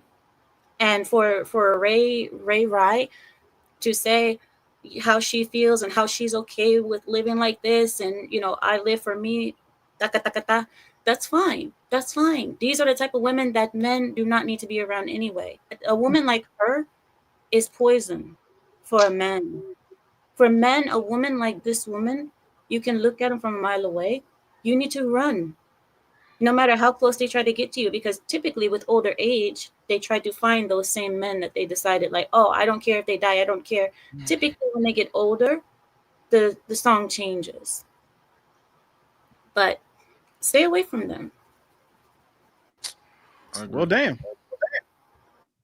I agree. Well, if I was going to... Oh, hell no, real dope. No, I'm just saying real quick. Now you agree. No, but before I ever tell my son, right, that I want him to do something, that's my dog, man. If I'm trying to, and just if I tell my son, like, hey, I know that I can trust you, and that's why I'm asking you. I know that you're trustworthy, and I can trust you, and you're always gonna tell me the truth, and that's why I'm asking you, what happened earlier, with when your sisters were doing this. I'm not telling him that because I know that he's trustworthy and that he always tells me the truth. I'm telling him that because psychologically, that plays on him, and he's like, oh, this person puts trust in me. Maybe it's gonna make him more likely to tell me the truth, if that makes sense. I don't know if y'all agree with that, if y'all disagree with that, but that's what I would do if I was about to empower my son and say, hey, like, son, I know that you're a big boy, and I want to trust you to be able to watch your sisters because I know that you're the most mature kid I have. He's gonna take on that role. You know what? I am the most mature kid my dad has. Don't worry, Dad, I got it. I'm gonna make sure they're good, even though he a knucklehead, right? So that's the way I go about communication sometimes. Real dope. Do you have a older brother? No, I'm the only boy. Okay. Damn, I forgot. I'm not. The rest of y'all got siblings and shit. Because if you had an older brother, he would have never told you that nonsense about not having no virgin. That's crazy, bro. This dude say he rather his woman get her what you want a her virgin back for? You blown live in out. America. What do you mean? You What I live in want a America. virgin for? This I don't guy's want a virgin, nasty. bro. I just don't want a hoe. Yeah, So, you just don't want. We I'm- just don't want hoes. Yeah, like come on now. I mean, I don't want to be the first nigga you get with, but I also don't want to be the 101st either. I don't have one homie that's looking for a virgin right now.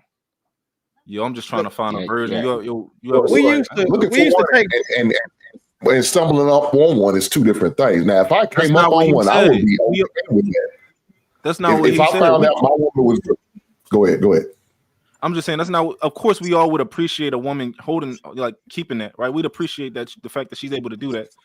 However, this nigga said he looking for a virgin, or like he wants a virgin. Like No, I said prefer. I said prefer. I prefer a virgin. Listen, I wouldn't even call it a preference, because I'm at this age. I wouldn't even call it a preference. It's just, if I find cool, like I prefer it, brother. I'm just saying I prefer. You're right. It's rare to find, but I'm saying if a woman's a virgin, I'm like, damn, I won the lottery. That's great. At 40 years old, bro, a man is best served if he got to start over, find a woman who was married for 18, 19 years, didn't suck a whole bunch of extra dicks in between their marriage, and then is newly divorced, and like date her after that. Because aside from that, bro, at 40, that women sleep at 1.4 men a year. If she start fucking when she's 20, you meet her 20 years later. 20 times 1.4 is what? A mile of dick. So you kind of cooked either way you go, bro. Hey, I guess I'm lucky. You know what I mean? So you got you a virgin? Yeah. All right. Oh, good for you. Shit. That's why. Your girl's a virgin. How you know? You took her to the doctor and get her shit checked like T.I. did his daughter? Wait a minute. Told him, that's how she said she a virgin. So Wait a minute. Just for clarification, straight like that. Do you have a twin? No, I don't have a twin. So how are you bringing these women that are dropping their clothes for you off the streets in the reggae clubs if you got a woman? All right. So if you remember that conversation, I do. told them I don't drink or smoke, so I definitely remember everything. I know. So if you remember what we were talking about, I said when I was older, when I was a promoter back in the day. And I was basically talking to Willie that and I was telling Willie that I prefer, the conversation was Willie doesn't mind going to the strip club. I said, I don't like the strip club. It's immoral and it's a waste of money. I'd rather go get a woman to come to my crib and strip for me there. How is it immoral to go to a strip club? Right, because you're not supposed to do that. What's this moral high ground we you were on? actively talking about strip clubs in the space Nigga, of who the now. fuck is You you, didn't say Muhammad or something? Like, you You can't didn't tell me what I'm lead. supposed Who to this do. nigga think he is? What I should do? Like, what? I go to the. I went to the strip club because I wanted to. I'm not going to the strip club to abuse bitches. You know what I'm saying? I'm not even going there to amuse bitches. I'm going there to bruh. and compete with other Still, niggas. still I like not, still throwing my not money moral. with them. But Still not moral. But this is the thing, right? You can't make odd statements or should statements to me. You have no authority on me, and you can't enforce a consequence. So I can't. I'm only giving you the give me your statement. I'm not. opinion. You I can can't. give me your Yeah, that's it. opinion. Willie, That's it. Willie, That's all we I'm can doing. only You can't Willie, say we can what we should or shouldn't do. Willie, we can only hold That's people all accountable. I can do. All I can Willie, tell you is that going to the strip club is immoral. It's not something Willie, we you should can be only doing. hold people accountable to their worldview, right? You can. I can only hold you accountable to what you believe in. That's true. You I can't. said you can, but not only. We about to hold you accountable straight like that. Why do you have 2 kids out of wedlock and you talking about Emerald going to the strip club? Who the I don't have 2 kids out of wedlock. I have 1. Okay, I'm sorry. My apologies. That's incorrect. You have 1 kid out of wedlock. What the fuck wrong with you? Pot me. That was wrong. That was wrong. I made a mistake. Up out here. You have and you one. got women in your house naked. I was wrong. You got women in your house naked. 1 or 2 kids. I was wrong. But hold on, you gotta give him grace because he admitted he was wrong. Now, once he admit he's wrong, you gotta show him some grace, right? I gotta go down the list though. I gotta make him admit he's wrong on everything. All the inconsistencies I can find. Hold on. Because now I'm about to come back on your ass real dope. I'm on your ass. Don't come you was on my ass. What are you talking about? And you Naomi, okay, Paul. 2 kids? Call it what you want to. Hold on, DJ. Stand down. Okay. You was giving this heifer Ray grace. What she was saying, talking about, I don't want no man. I don't need. I'll be alone and alone man. You was giving this heifer grace, and she even tripled down and told you, "Nah, I don't care. I don't need nobody. We're gonna die alone." But you will continue to give this heifer grace after she told you, after you try to rehabilitate this heifer, and she showed you couldn't do it. You tried to defibrillate on the stanky ass, and she still didn't do it. But you ain't gonna show my man straight like that grace. Well, you dead wrong. The JR, that's some nasty work. Nasty work. Hey, you gotta put I can only hold people accountable to what they tell me they believe in. I know, that's all I can hold people. This nigga just let me know he lived a life that was moral and he judges things and he can't go to the strip club and all this type of shit. So I'm gonna hold him accountable to that.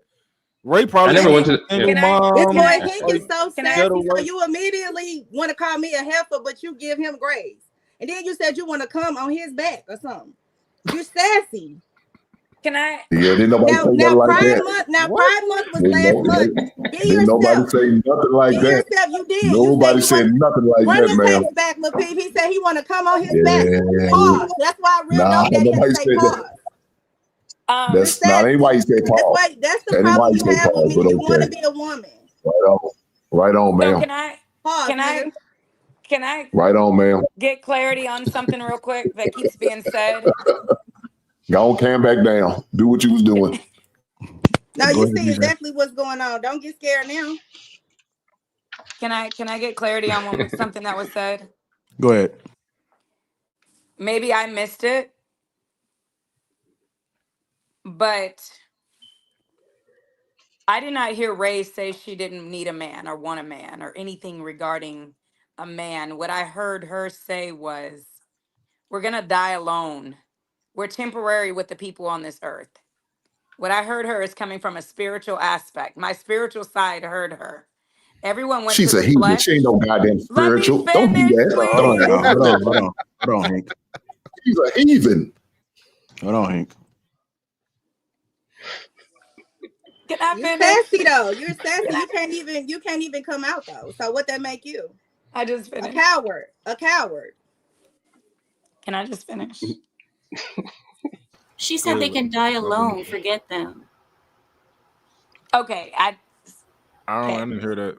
I didn't hear that either. So, but what I've been trying to ask Ray was, coming from the spiritual aspect, what I was hearing, and correct me if I'm wrong, Ray, because you said from a spiritual place, basically what I get, because you then touched into the purpose. So once you go there for me, now I'm understanding you in a different realm.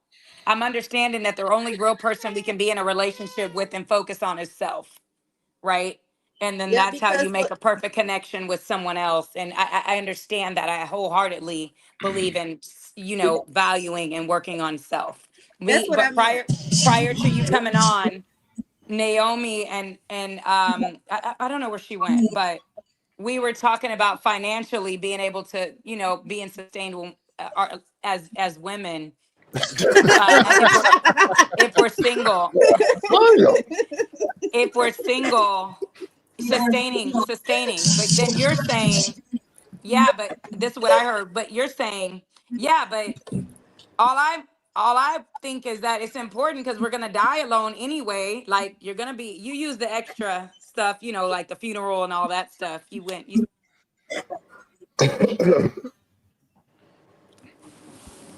But you did I did not hear you say you don't need a man or want a man or anything of that reference. I heard you then say the only thing Naomi, what did you say? What did you say to me earlier? You said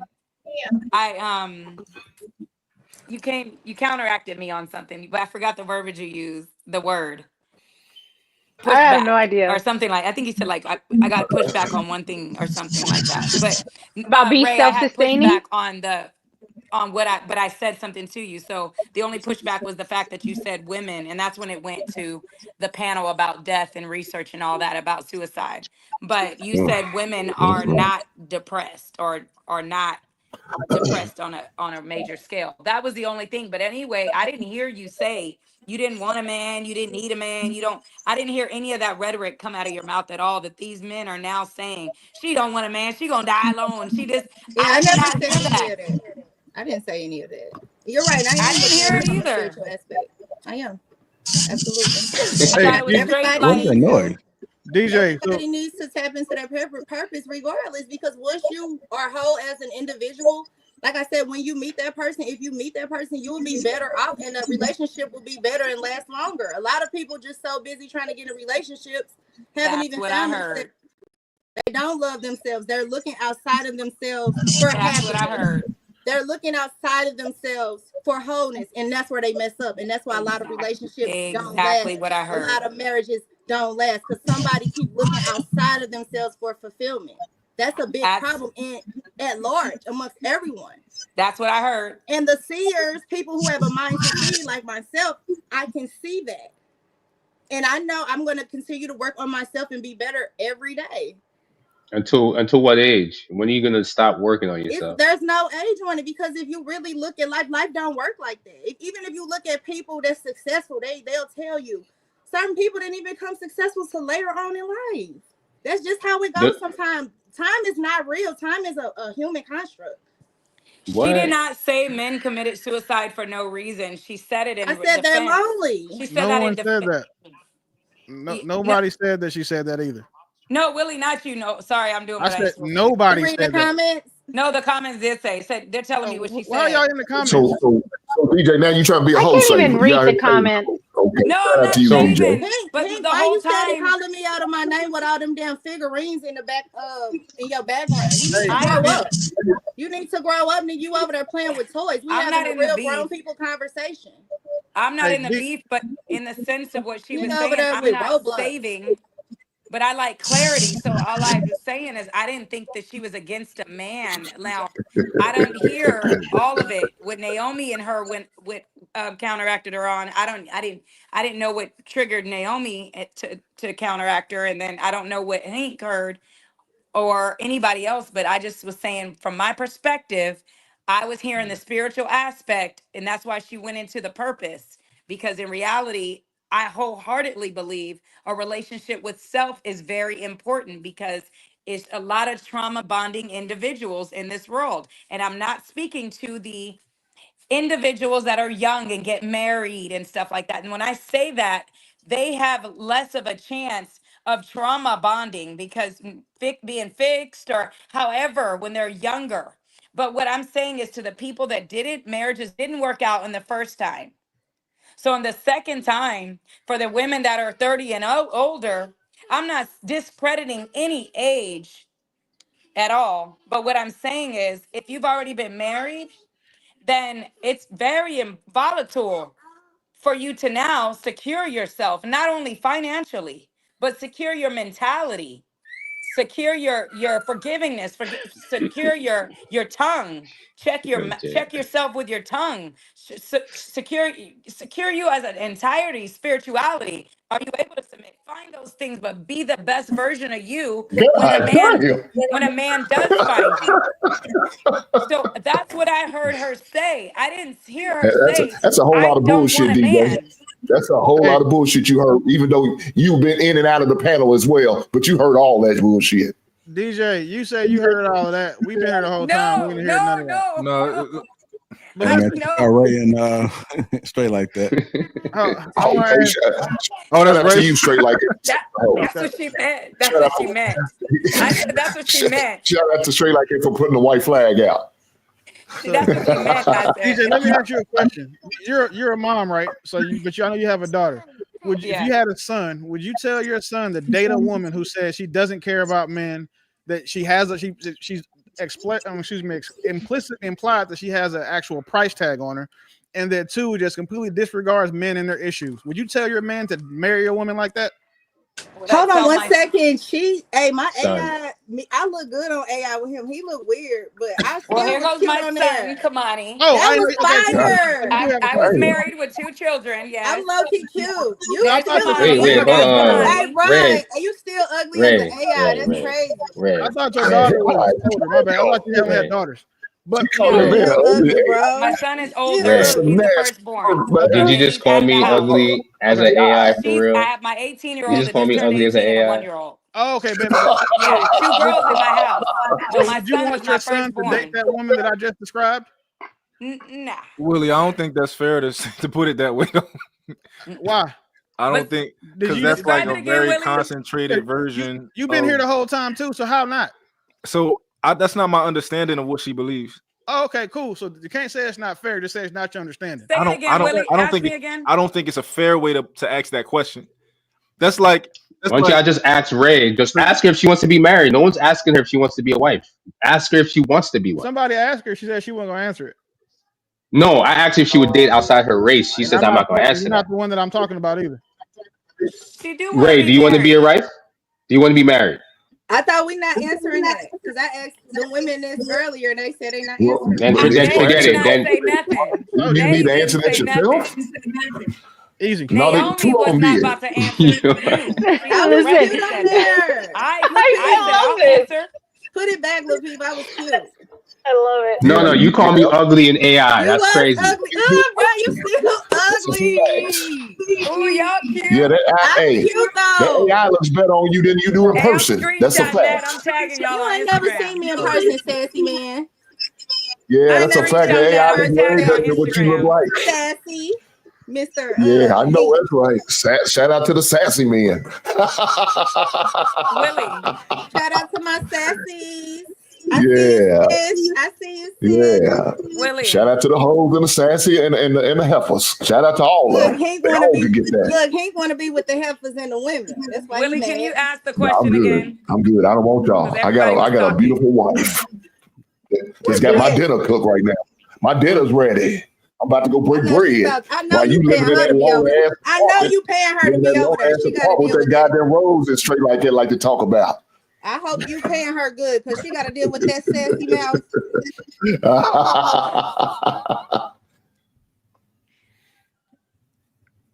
Ray doesn't want a husband. She just wants us. She just wants a man to support her lifestyle. I want a man that looks like you did in the AI photo. God damn. I have a question. No, but she answered that goddamn question. I noticed that. What does it mean when a woman? She ain't gonna answer it. She don't want to be married. Sorry, Amira. Go ahead. Somebody else wanted to talk about marriage, so I gotta talk about it. Let me ask you a question. What does it mean when you say you need to find yourself? She going through a whole phase. That purpose. I don't need to find myself. I'm not gonna lie. Every day I'm bettering myself. I actually take pride in self-development and working on myself. So I don't see what's wrong with that. Fellas, we read between the lines. Finding myself, free spirit, whole phase. Synonymous. Like belongs to the streets. I mean, yeah, okay, or that. But we gotta stop and saying let motherfuckers slide. With you saying, okay, well, I'm going through a self-exploration period, or no, because if I was out here smashing all these dudes and having their kids, y'all would talk about me. If I was fat, this stuff. If instead of working on myself, if I was out here being ratchet, having all these kids, all these bodies, not taking care of myself, y'all would drag me too. So at least I am taking a higher path, and I work on myself every day. There's nothing wrong with that. You're not going to demonize self-love. They're playing B pills like Skittles. We know what you're doing out in the streets. I don't. Protecting yourself. Just to be Shout out to you for that. like, if that was what you were It doing, ain't nothing I like would that. commend you Actually, for let me having say an something. I'm IUD very or healthy. having some sort of I'm birth control plant-based, plan so in I place don't for just not sit having there and kids. pop Plan B. But it's a lot of women out here selling pussy who don't have kids. Just like hypothetically speaking. So yeah, it's a lot of people selling pussy that do have kids. I mean, duh. And it's a lot of niggas buying it. It's a lot of niggas buying it too. Hey, man, shout out It's to a lot you, of baby. niggas buying pussy too. Yeah, You I did can't have sell a- it if it ain't nobody to buy it. Hey, like I did want to bring this topic. Keep up, selling. man. Are y'all ready for this? Right quick. Yeah, go ahead, JR. We got you. Some of y'all gonna learn to Hold on. That's That was AI world, you might. That was a mistake. Here we go, y'all. Some of y'all gonna learn to listen to me, man, and take heed at what I be saying in these videos. I still see people coming out here talking about, oh, I'm going to Houston. That's where all the motion is at. That's where all the baddies is at. That's where all the rich YNs is at, or the rich old school is at. Listen, you better quit coming out here trying to date, man. Listen, it was a time when you could date an ugly person, and an ugly person would appreciate the fact of just having a man or a woman. You can't even date an ugly person now, an ugly person to cheat on you. Coming out here to Houston, man, it's okay if you coming out here just to party for the weekend or something. But you ever heard that saying, if you fuck with me, you stuck with me? Well, this is a different type of situation out here in Texas, man. Mainly Houston. You come out here messing with something while you visiting, you're gonna end up taking it back with you, and it's gonna stick with you for the rest of your life. And it's not gonna be good. It's gonna be one of them things that you can never get rid of. I be seeing so many people out here talking about, oh my God, the emotion is in Texas. Listen, Texas is full of diseases. HIV, crabs, what the hell you call them, crawdads, gonorrhea. Listen, it's some nasty folks out here, man. So you guys coming out here trying to pick these females up because she got a bad body with a $10 dress on looking for a rich dude. And for you dudes coming out here with these white gas station white t-shirts on that cost $7.99 with some gym shoes, some white gym shoes to match it, thinking that you finna pick up a queen, you better think again. And you females that jump on every dude that give you a time of day or even give you some attention, you think that looks nice and have a nice car, you better think twice. It's a 90% probability that that man has a woman at home, a wife at home. Texas, listen, it's nasty out here, bro. It is nasty out here. Only come out here if you going to party for a weekend or you coming to visit. This is not the place to come and try to pick up a male or a female and start a relationship, man. I'm telling you guys right now, stay away from Texas if you're trying to date. And this is just not to the guys, this is to the females too. Don't come out here trying to date. It's not all cracked up to be what you guys think it is. Don't be fooled about the stuff that you guys see on Instagram. The woman standing next to the nice car, it's not hers. Don't be fooled about the guy you see on Instagram with the gold chain on in the car in the background. It's not his. It's not his, man. Y'all need to wake up, man. Y'all gonna mess around and take something back home that you cannot get rid of. If you gonna date, you better off finding somebody to date where you live at. You come out here in Texas trying to date, you gonna fuck around and find out. I promise you. I'm from Texas, and I've been telling niggas that for years. I mean, it's the same with every big city. You got to watch out for the same things. Like, no, Houston is way worse, bro. Houston right now, Houston is really like the hot spot right now. But you, Miami, Atlanta, like these places is all like. Houston is an international high for hoes, bro. So they gonna go down there. Yeah, it's a lot. Yeah, I was looking to move to Dallas, but is that where you from, right?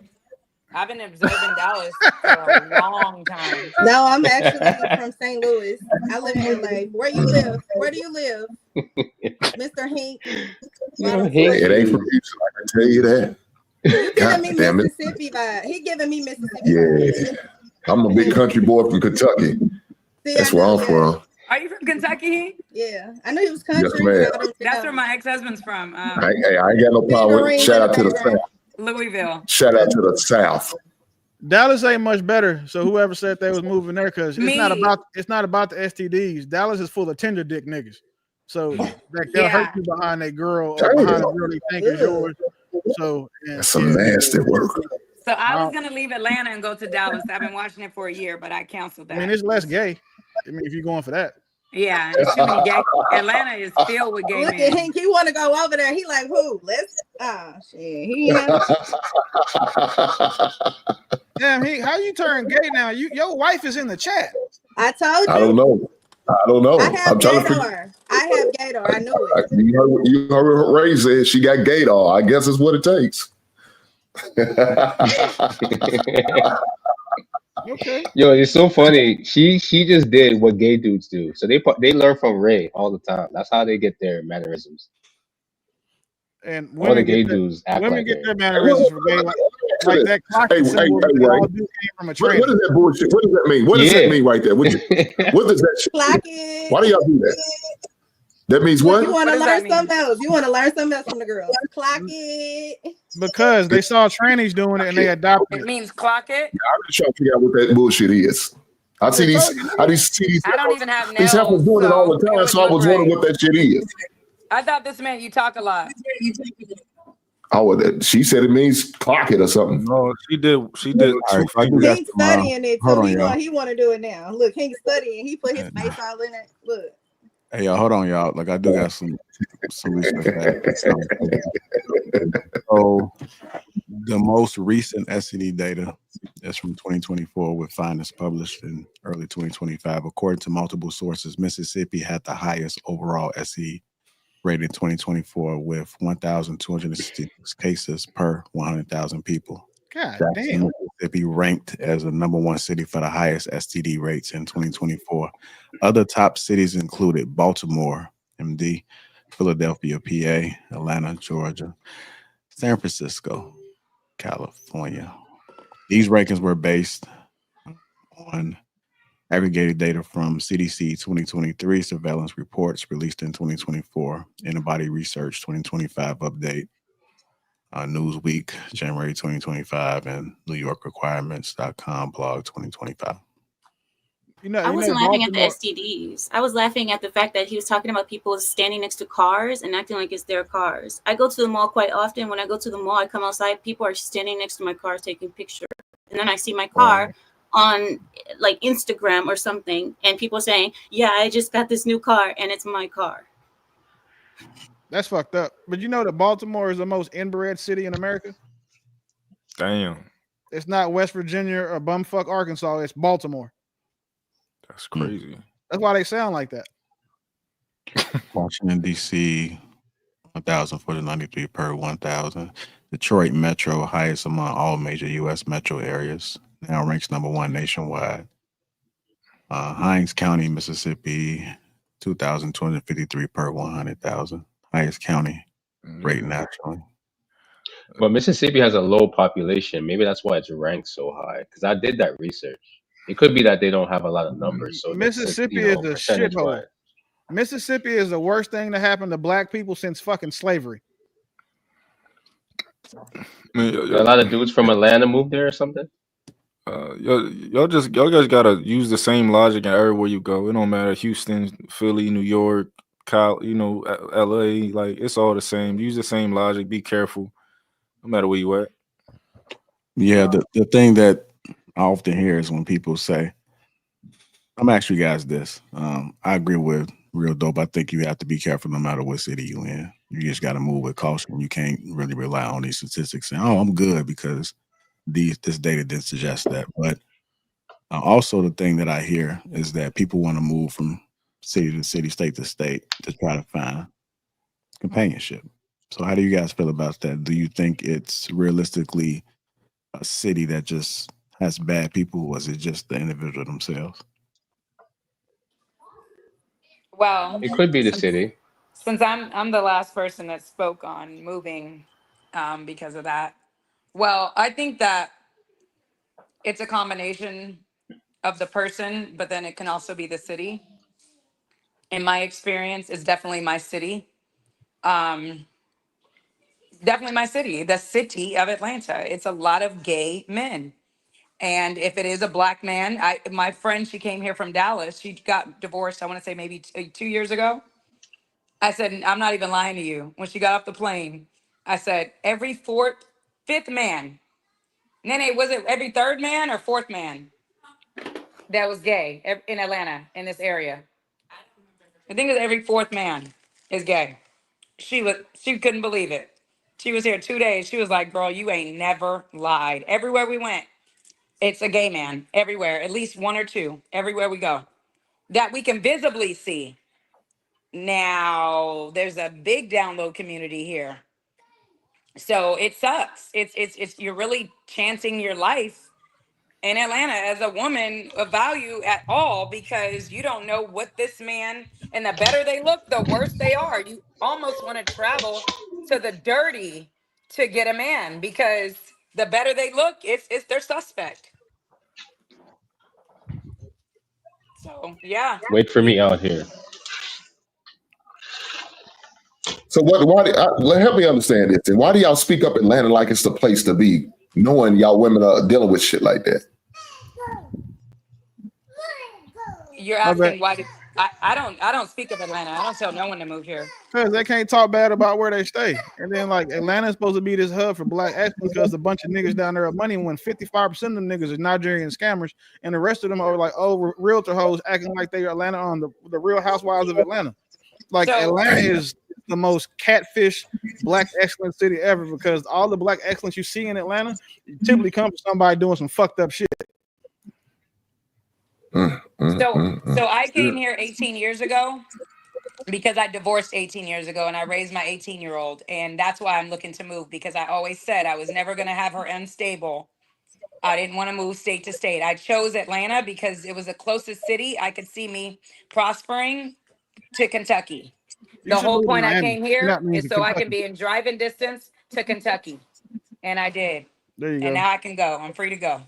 What about Montana? Montana is real pretty. Oh, okay. But you can move in other places in Georgia. Georgia's a big state. I'm good. Like, why Atlanta? I'm good. Georgia's a dumbass state. I'm good. It's big. It's nice. Georgia's nice. Trash. Really? When most people say they live in Atlanta, they just live in Georgia. That is also true. That's true too. Yeah, they just say Atlanta. Yeah. But I've been to Georgia. Georgia's not too far from where I'm at. I can get there in 7 hours. But when I was in Statesboro. You driving 7 hours? Slow. He said Georgia. Yeah, I like road trips, bro. Okay, what? I can't have road trips now? Nah, bro. Hey, listen. I'm just saying. I can't have road trips. I can't do a road trip. If it's more than 3 hours, big dog, you're supposed to fly. I'm sorry. I can't do a road trip. So you say I can't do a road trip? Are you doing it by yourself? No, it's over 6 hours for me. I can do it for 6 hours, but after that, a lot of women come here back to refer to the title, refer to the topic of 300,000. I wonder. You ain't got. I wonder where they are, but to refer back to that, a lot of women do come here. Men too. Not only women, men come here because gay men. This is a place of business here. Like, it's definitely a place for entrepreneurs. People do support private businesses here. You can come here and do anything. Like, Naomi, you can come sell keychains and go viral. Like, I'm dead serious. You can do anything here. You meet, and there's so many networks. I know I'm not being funny. Like, I'm dead serious. She can sell like dog leashes. Listen, I already. So, mira, te voy a decir, I'm gonna be very true. I used to live in Georgia. I live like an hour from Atlanta. Never again. Yeah, but me. My aunt just moved there. My aunt just moved to Georgia. Honestly, like a month ago. What would you say, Naomi, never again to? What was the thing that you would say never again to? Like, I would never again live in Atlanta, like close to it. I lived an hour away from there. The number one thing selling in Atlanta is what was your negative about it? That's what I'm asking. God damn. I have kids, so it is not the place I wanted for my teenagers. Again, the number one Georgia's gross national product is pussy. That's the number one entrepreneurial venture that the women that move to Atlanta tend to take. It sounds like it's dick. Like there's a bunch of gay dudes out there. Stripping and prostitution? That's because them young girls, that's where the life is at. They got the most niggas with the most money, and you know how scammers are the No, ones but that I heard women say that the strip clubs in Atlanta are drying up. Like they're not as profitable as they used to be back in the day. Like they're yeah, because not making that type of money. they cracking down on scammers finally. Oh yeah. So the dope. Okay, the Nigerians don't got no money. No. It's because of OnlyFans too. OnlyFans too. Yeah. Yeah, girl can go. She can go home and finger pop herself with a 46-inch dildo on OnlyFans and make $300 an hour. Why she gonna go to a strip club and get niggas rubbing on her and shit for free? I mean that, and you got AI too. There's a lot of AI. Hey, well, you know I'm the AI. I'm the Yeah. All right. I ain't gonna hold you. I'm looking good in the AI world. You just taught me something, Lapeef. I'm gonna have to play with that because I was behind on that. Wow. So you want to look fake? So wait, you like to look fake? It's some girls that do AI like Lapeef said. It's AI sex work now. Hey, JR. So that's what you want to do? If you want me to show you, I didn't know I was that sexy in AI. So he clearly just got showed the me. app. Is that your next venture, Ray? AI sex. That's it. That's what she gonna do now. I didn't know I was sexy in AI. So go real dope, daddy. Go ahead. Try to talk her off the ledge. Real dope. Try to talk her off the ledge. She's trying to do AI for prostitution. Go ahead. Who need me? I'm a hostage negotiator. What's up? Listen, she's saying she's about to go into AI prostitution. Go ahead and talk her off the ledge. It's an AI OnlyFans. Lapeef, is it an AI that I'm look? I can get some money off her. Yo, JRs, don't put me in the picture. My number one fan. He look like your number one customer. He my number one trick. How am I the number one? Hank would be your number one customer, not me. Both of y'all can be my AI tricks. Hey, nah, I don't do that. I like real. What the hell I want this stuff for? I'm married, man. I'm good. If she's not gonna sell her pussy virtually, I'll show you how you can. That's the cool part about AI shit. You can use any woman's picture you want to. So you seem like you got the app already, G. I'll show you how to make the avatar. You can get to a bag real quick. Huh? Show me too. Oh. I can't show you how to sell your own pussy. That's your job. Show me the app that makes hold on. Do you hear this? And you think you could change this heifer? Show me the app that makes the pictures. Lapeef, after this, show me the AI it's on hers. Yo, but this is real dope. This is his type of women. She's fucking for to tell you what she is. Hey, this is the type of women real dope likes. This is not his type of women. Trust me. Yes, it is. This is his type. This is his type. No, real dope like these women. I don't know if it's his type. Real dope likes these women. I'm not gonna put that body on you, real dope. I'm not gonna put that body on you. But this is the type of women you talking about. You like to put the white flag out for. What is wrong with me using AI just like everybody else? Like that. The good thing is I get to pick whoever I want. Ray, you do your thing, Ray. Do your thing. No, that is the good thing. But you need to stop choosing women that want to sell themselves as AI, brother. That's crazy. Who said I wanted to? I'm just good thing is I can choose whoever. So if I want to take the elevator down, nobody can take the elevator up though. You gotta need a key card for that. So Ray, if a nigga hold up, Lapeef. So when you say AI, are you saying men can look at AI now instead of getting a real woman, they can get AI women? Is that what you meant? Jesus Christ! So much technology, man. Bro, you just put her on, JR. You just put her on something new. You said what? Hold on, I didn't hear what he said. All you got to do is this, Ray. You go to there's a couple apps out here. You recreate yourself as an AI model or whoever the fuck you want to use. And then what you can tell the prompt is all right, make me bend over and shake my ass. Make me bend over, spread my legs. And people were paying for pictures from like those AI models. So now my question is this. If a nigga say I got $5,000 for you to make me an AI sex tape, are you going to do it? I had to sit there and put it together like on the computer. You can type in what it needs to be done, like she throwing it back, keep this position. Like apps are really specific, and you can create a video and sell the video. So it's like a cartoon. Like creating a cartoon. Right? Yes or no? Right? I thought it was that easy. Before I answer, I'm going to answer. I'm going to answer. Is he saying I create the AI video with the characters? You don't. Yeah, not using your real body. Just a keyboard. Willie is making it seem like it's easier than it actually is. Like I thought I was looking at the stuff on Instagram. I'm like, let me make one, and I got all the stuff, and I put in the prompt. I got a ChatGPT prompt. I put it in. It don't look nothing like the other people. You gotta be real specific. You gotta be real specific. I'm not tech savvy like that.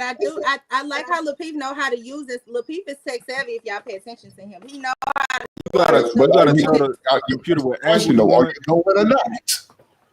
If I was tech savvy, I probably could make something like that. I know you would. You nasty heifer. God, that's a real dope.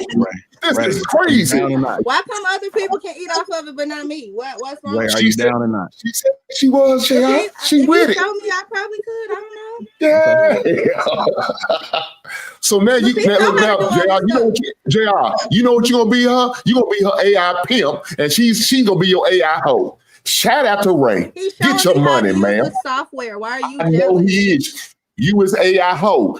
Get your money, Ray. Nobody could be a hoe in AI world. It's on the computer. That's the point. The hell you can. It's fake. It's AI. It's not real. It's not real. Oh my God. Damn. This is crazy. They said it's hoes on Roblox in pimps. I know. That's right. I know you know. Right, so hey, my son be playing that. You see?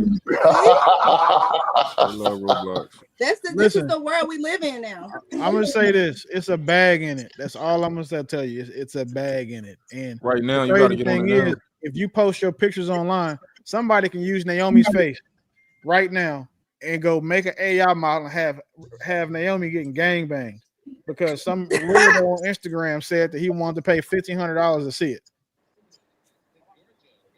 Damn, she wanted her to get gangbanged by Drake, Kendrick Lamar, Tupac, and another dead rapper. And AI gonna make it happen. Yo, that's so sad that but the guys that would pay for that would have to be dudes that are like nasty perverts. That's that 80% that I was talking about. It's those niggas. Yeah, like that's the only men that would pay for that because who else would pay for that? Men who subscribe to OnlyFans, men who still pay for porn. We trying to act like we the norm, right? That's not true. Most of the niggas in these chats got OnlyFans accounts, and they ain't gonna tell us, but they got OnlyFans accounts because it got to be somebody. It ain't me. You can find out who got an OnlyFans account. If you got their email, you can go see if they got an OnlyFans account. Yeah. Damn. Yeah, you niggas not safe. This is crazy.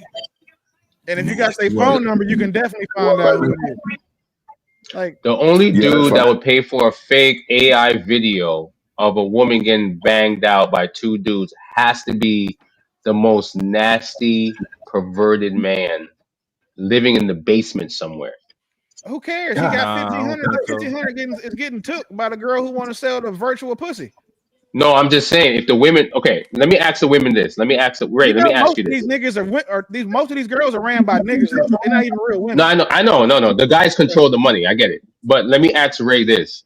Ray, if you were to do an AI video, although it's fake and it's not really you doing it, do you care that your face is on the image, and would you care that the men that are watching your content are like pedophiles? Would you care? With me and you, what can I do about it? People like No. But we're not doing nothing sexual. We're not doing nothing sexual. We're just hugged up. We're just booed up. I'm saying if you were just hugging like my arm over you, that's not sexual. Touch me in real life. That's how you know that's AI. In real life, you would never touch me. We don't know that. Ray, that's not the question I'm asking you. Ray, I'm asking you a real question. Let's say let's say for the sake of argument, you want to do an AI video just to make some money. Do women care? I'm asking the women. I'm only asking the women. I know I can't really ask Naomi or America because they probably will say no. But I'm just saying in general, women like you that's in that life. Do you care that the men that's watching? Do you care that the men that are watching your content are pedophiles?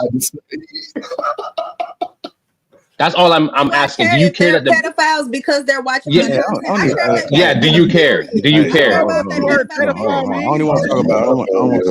AI is 40 fucking years old. How are you calling them people a pedophile who want to watch her get her back blown out? No, I'm saying that like they like her too, but they also are pedophiles. Is what I'm saying, Willie. I'm saying they like her too, but they also like little girls. Like they like both. That's what I'm saying. I just want to know if they care. Straight like that. Straight. Let's go to move on. Wow, we gotta go here again. God damn, dog. That's weird, bro. I want to talk about that conversation. I'm gonna let you have that one. Jesus Christ. Straight like you kill yourself out. That Stella Rose kicked in, I see. I'm not drinking Stella. I'm not drinking no Stella. That nigga's on powder right now, so he done turned the fuck up. That ain't that's not liquid. That's not liquid. Look here, man. This nigga wild. Do I like it? Let me taste the chicken, baby.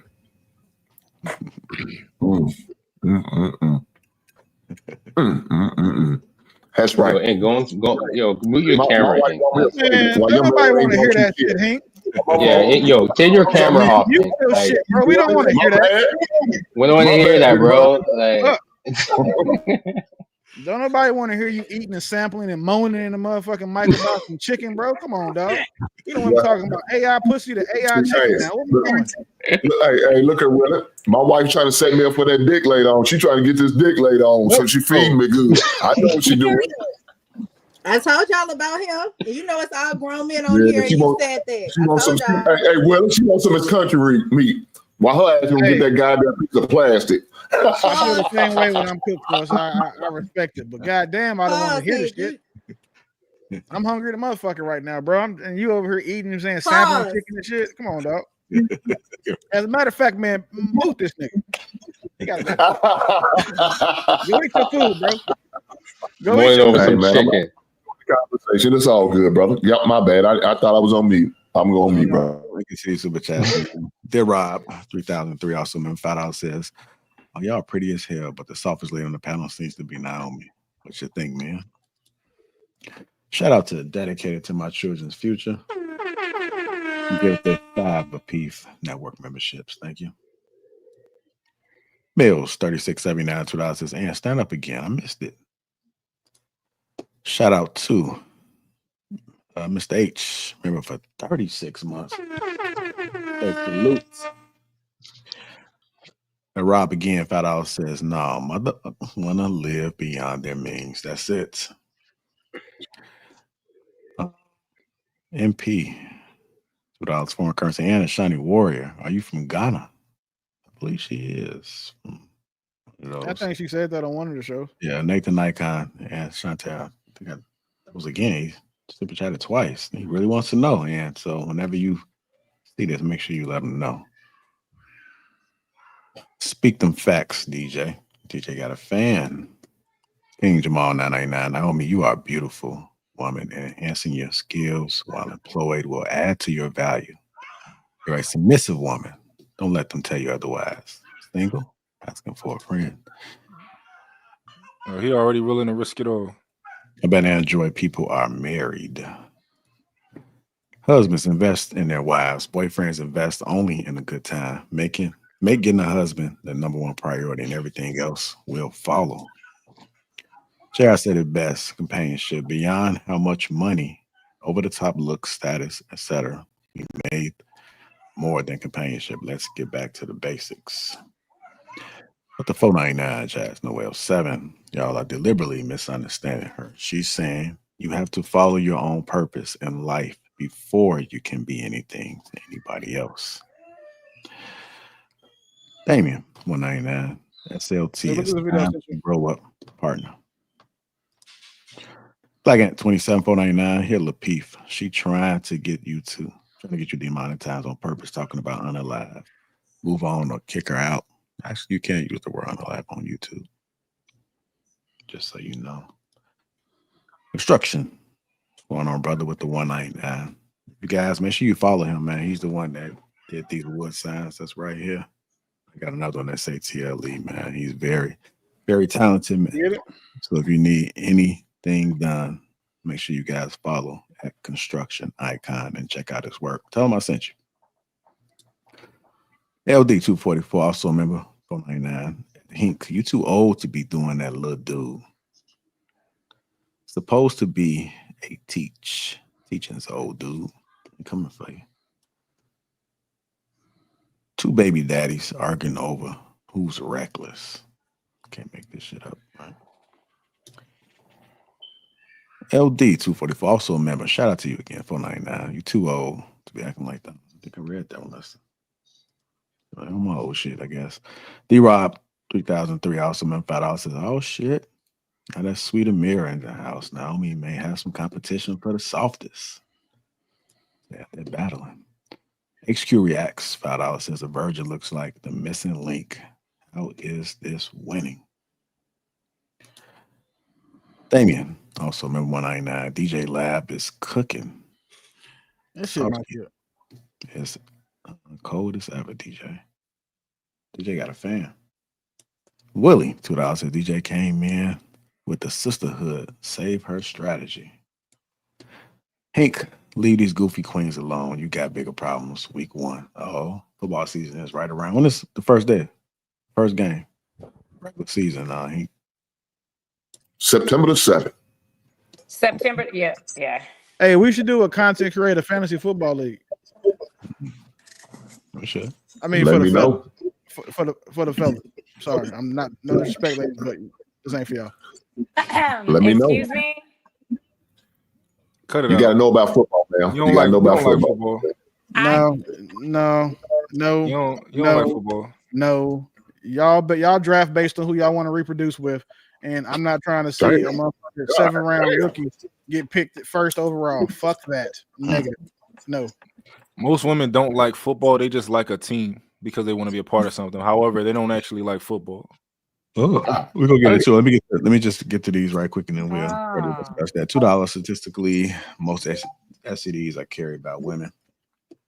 $5. Also, be careful of them bug chasers, people that like catching STDs and giving it purposely. Why they're doing that? Nasty work. Real black men are in Chicago.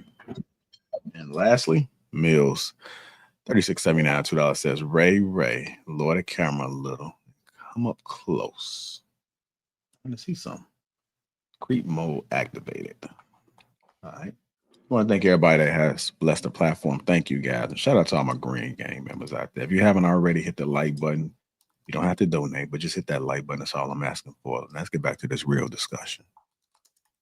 Whichever one y'all want. Y'all can go back to what y'all first kicked it off with when I said we was going to revisit football, whatever y'all want to do, man. They saying girls be liking football. Girls don't really be liking football like they say they do. Girls don't even like the WNBA.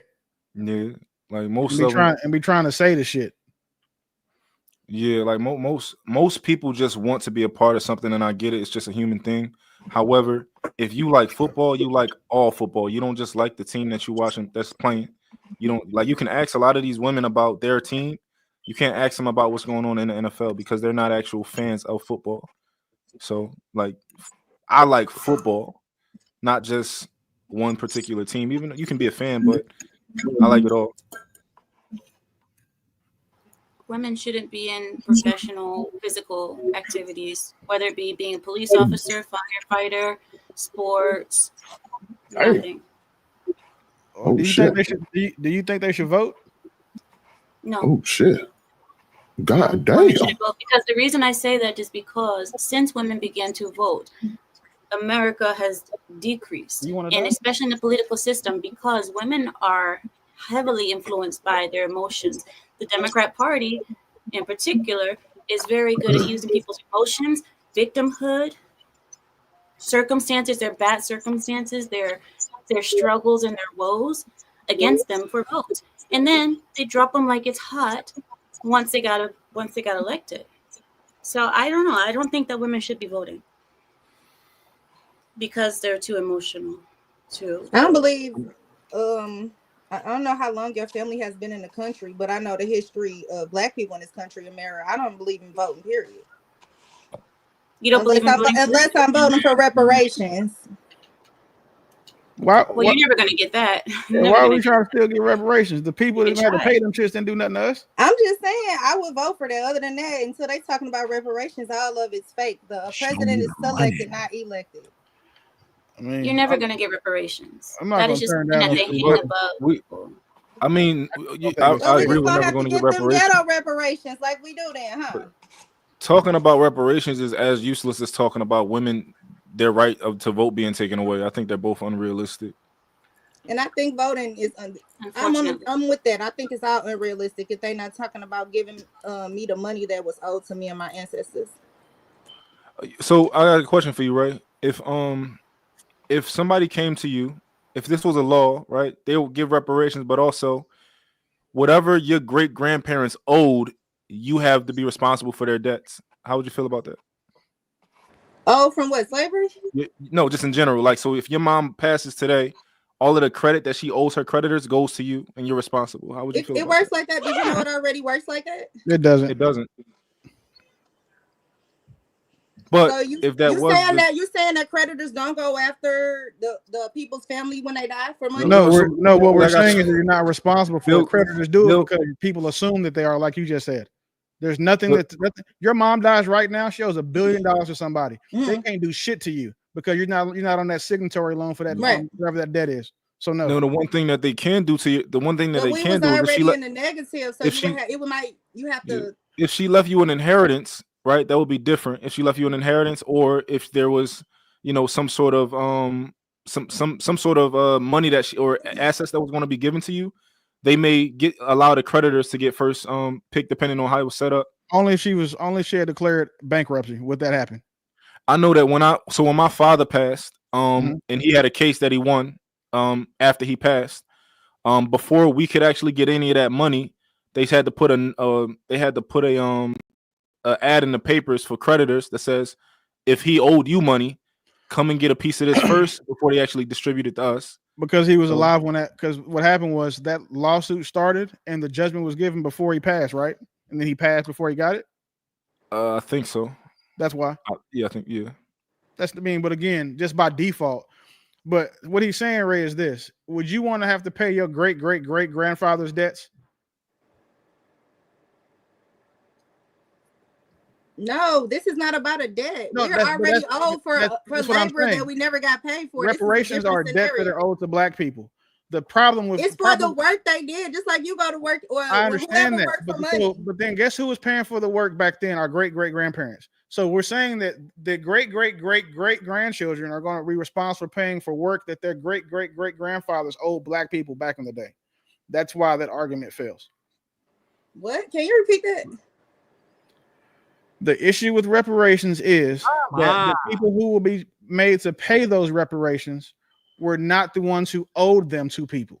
Again, but they're benefiting from them. That's not what reparations are for. Reparations, basically, they should have been paid us, and you know that. I don't know why y'all arguing. Yeah. Well, I'm arguing it from an economical, just a business standpoint. It's common sense. I mean, of course they're gonna say that after they pimped you up for 500 years. Of course they're gonna have excuses on the back end. But Willie, I can answer your question. And redlining too. What you got to say about that? Redlining too. They benefited from it. We're old money. We're old. And I answer your question, Willie. I answer your question. I'd like my question answered first though by Ray, if possible. All right, fine. What was your question? They just stopped redlining in 1970s. Research if your mother passed, if your mother passed, would you be okay if the laws required all of her debt to go on to you? No, and that would never be the law. That's why that's not the law. What are you talking about? So okay, that is not the law. So you're not responsible for anybody else's debt. However, idea that you benefit when somebody leave their house to you, when they leave their wealth to you, the next generation. No, but I want Willie to I want to answer his question. I have a response to it because I understand the premise. So I want him to finish his questioning. Oh, the question was, do you want to pay your great grandfather's debt? Of course not. No. But that means don't keep his house or his estate or his trust either. Then, if you go ahead. So then, how's that? How? No, I need y'all to let me make this. You can't have it both I need y'all to make the correlation to reparations. And then say I don't owe you. Go ahead. Yeah, I want y'all to make the correlation to slave. Yeah. No, I want you to make the correlation to why that's the same thing. Because if they pay us reparations now, today, the people who are going to be paying that weren't slave owners. Okay. So can I address that and can I give you my theory on why that's not the same thing? I'm just going to give you my theory. All right. The reason why that's not the same thing is because the debt that my great grandmother accumulated, it was her free will. Slavery was not a free will. What does that have? We're not arguing about whether it was free will. Wasn't it like 5%? I told you. Hold on a second. I don't want you guys. So whenever I give you guys an answer, you guys always come back and say, "Well, whatever." I'm giving you why it's a difference. If you disagree with it, that's fine. The difference between my great grandmother owing a debt, her choices led her to that debt. Slavery was not a free will. I was forced. That's the difference. It's not a free will or a force. It's a labor law issue. People, it's about unpaid labor. That's what reparations are for, correct? No, no. Reparations for forced. No, reparations for forced labor. If we agreed to do the slavery, we have nothing to complain about. That makes sense to you? Are you talking about to me? Yeah, that makes sense to you? Yeah. If I force you to do work, if I force Willie to come to, like, if I forced Willie, right? Let's just say I could force you. I'm just saying, if I forced you, and I use whatever means to force you to do labor for me, and then that labor you provided me made me rich and wealthy, and then in the course of society, it got out that I forced you to do that, and they're saying, well, listen, you've accumulated this amount of wealth. You owe this man and his family and his descendants some of this money because of him and his family. You became rich and you forced it. Okay. It's different than my great grandmother working and agreeing to sign checks and taking out loans and accumulating that debt. She did that on her free will. That's the difference. So I understand where you're coming from. The problem is who owes that debt, and it's not the people who are alive today. Yes, it is, because they are benefiting from it. What? I don't. No matter how you slice it, we're still owed, Willie. No matter how you try to spend it, we're still owed that money. But I gave you my theory on it. You could disagree, but my theory is, and I gave it to you logically so you understand. If Willie let's say Willie, for an example, I forced you to do something for me, right, against your will. Whatever you did for me, I became really rich. And then your sons and your daughters grew up and had other children, and it went on for generations. I believe once it comes out that I forced you to do service for me and I never paid you your wage, it should go to your descendants. I do believe in that. Okay. So Now, question. That's how law works too, correct? So I'll give you that. So I'm ask you another question. Who do you think owes the reparations? The beneficiaries of the slave owners or the country that allowed it to happen? Whoever benefited from it, the country and the slave owners' families. So whatever family line or whatever family tree you come from that gained access, land, housing, banking, and the country itself. Because remember, the founding fathers came to this country, they already stole the land, so they already owed reparations. They gave the native Indians their reparations, which is tax exemption. And they also gave them land and casino rights. That's why most casinos, natives are able to get their taxes write off, and they're also able to have equity in any casino that's built on American soil. So therefore, they're already given their reparations. We have not been given our reparations for the forced labor that we had to do, which made America profitable. And you're of the opinion that the reparations that Indians received are the reservations and land that they've been allowed to have, and the tax. Yeah, the taxes, they get tax exemption, and they also get any casino that's built, they get a profit, a percentage from that casino, and then they also get tax exemption. So that's their reparations. That's what the American government settled with them in that treaty. We don't get that. What about the reparations that the Jewish people got over in the past 10, 12 years? Yeah, Jewish people got it too. We talking about saying, the black people do you know what country. Ray? I'm not ever talking to you right now. I'm talking to Dope. I'm talking to Straight. So again, do you know what the reparations they gave Jewish people were? Yes, I do. It's irrelevant. So the Jewish community always get a funding. So they were able to build the Jewish state, not just from America, but every other union that's in the American Union. They have to give the Jewish people a certain percentage from taxes and government funding. That's why they're able to have the community that they have. So they also get reparations, although they're also on stolen land and they're not really Jewish. Not okay. Wait, that's too much for me to challenge. I'll break it down first. The Jewish state was founded in 1948, so they're not really Jewish. So are you saying that Jewish people get a kickback Jewish from I don't want my brother to get his page messed up because y'all talking about anti-Semitic stuff. We can Nothing that we said was anti-Semitic. Nothing. No, by definition. everything is anti-Semitic. That's the problem. Don't go down this rabbit hole. There's a definition of the word, so they can't. They're not going to be able to. No, they make the definition what they want it to be. Everything. Right, and we're not saying anything negative about them yet. We haven't. We just asked what the reparations were. That's he why said I said that they're not the when you original talk about people. them. Don't talk about them. What they got going on is irrelevant when you talk about African Americans. That's why I'm saying it. JR, this is your channel. G, do you have an issue with what we're talking about right now? You muted. As long as you stay away from that J word. All right, thank you. So again, so you're saying that the Jewish that's the J word, Willie. Oh, my bad. Are you saying just say those people? Those people. Just are say you those saying people. the Mazel Tov community gets a kickback from all unions? God damn. Yes. Yes. Where did you get that from?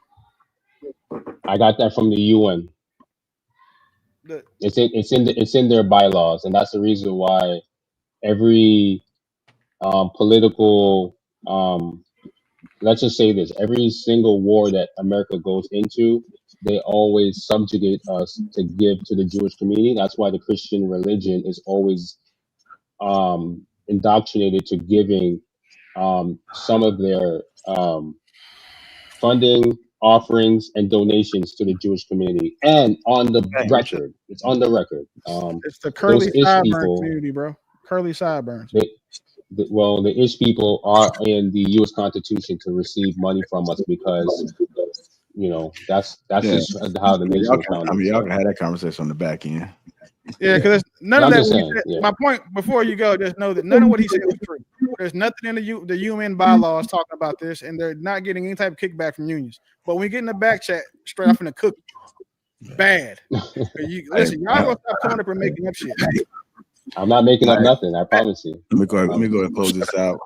Thank you guys for tuning in to the Sunday show. That like button. Also, make sure you subscribe to the channel. Make sure y'all support everybody on the panel. Catch us next time. Y'all enjoy the rest of y'all Sunday. We out.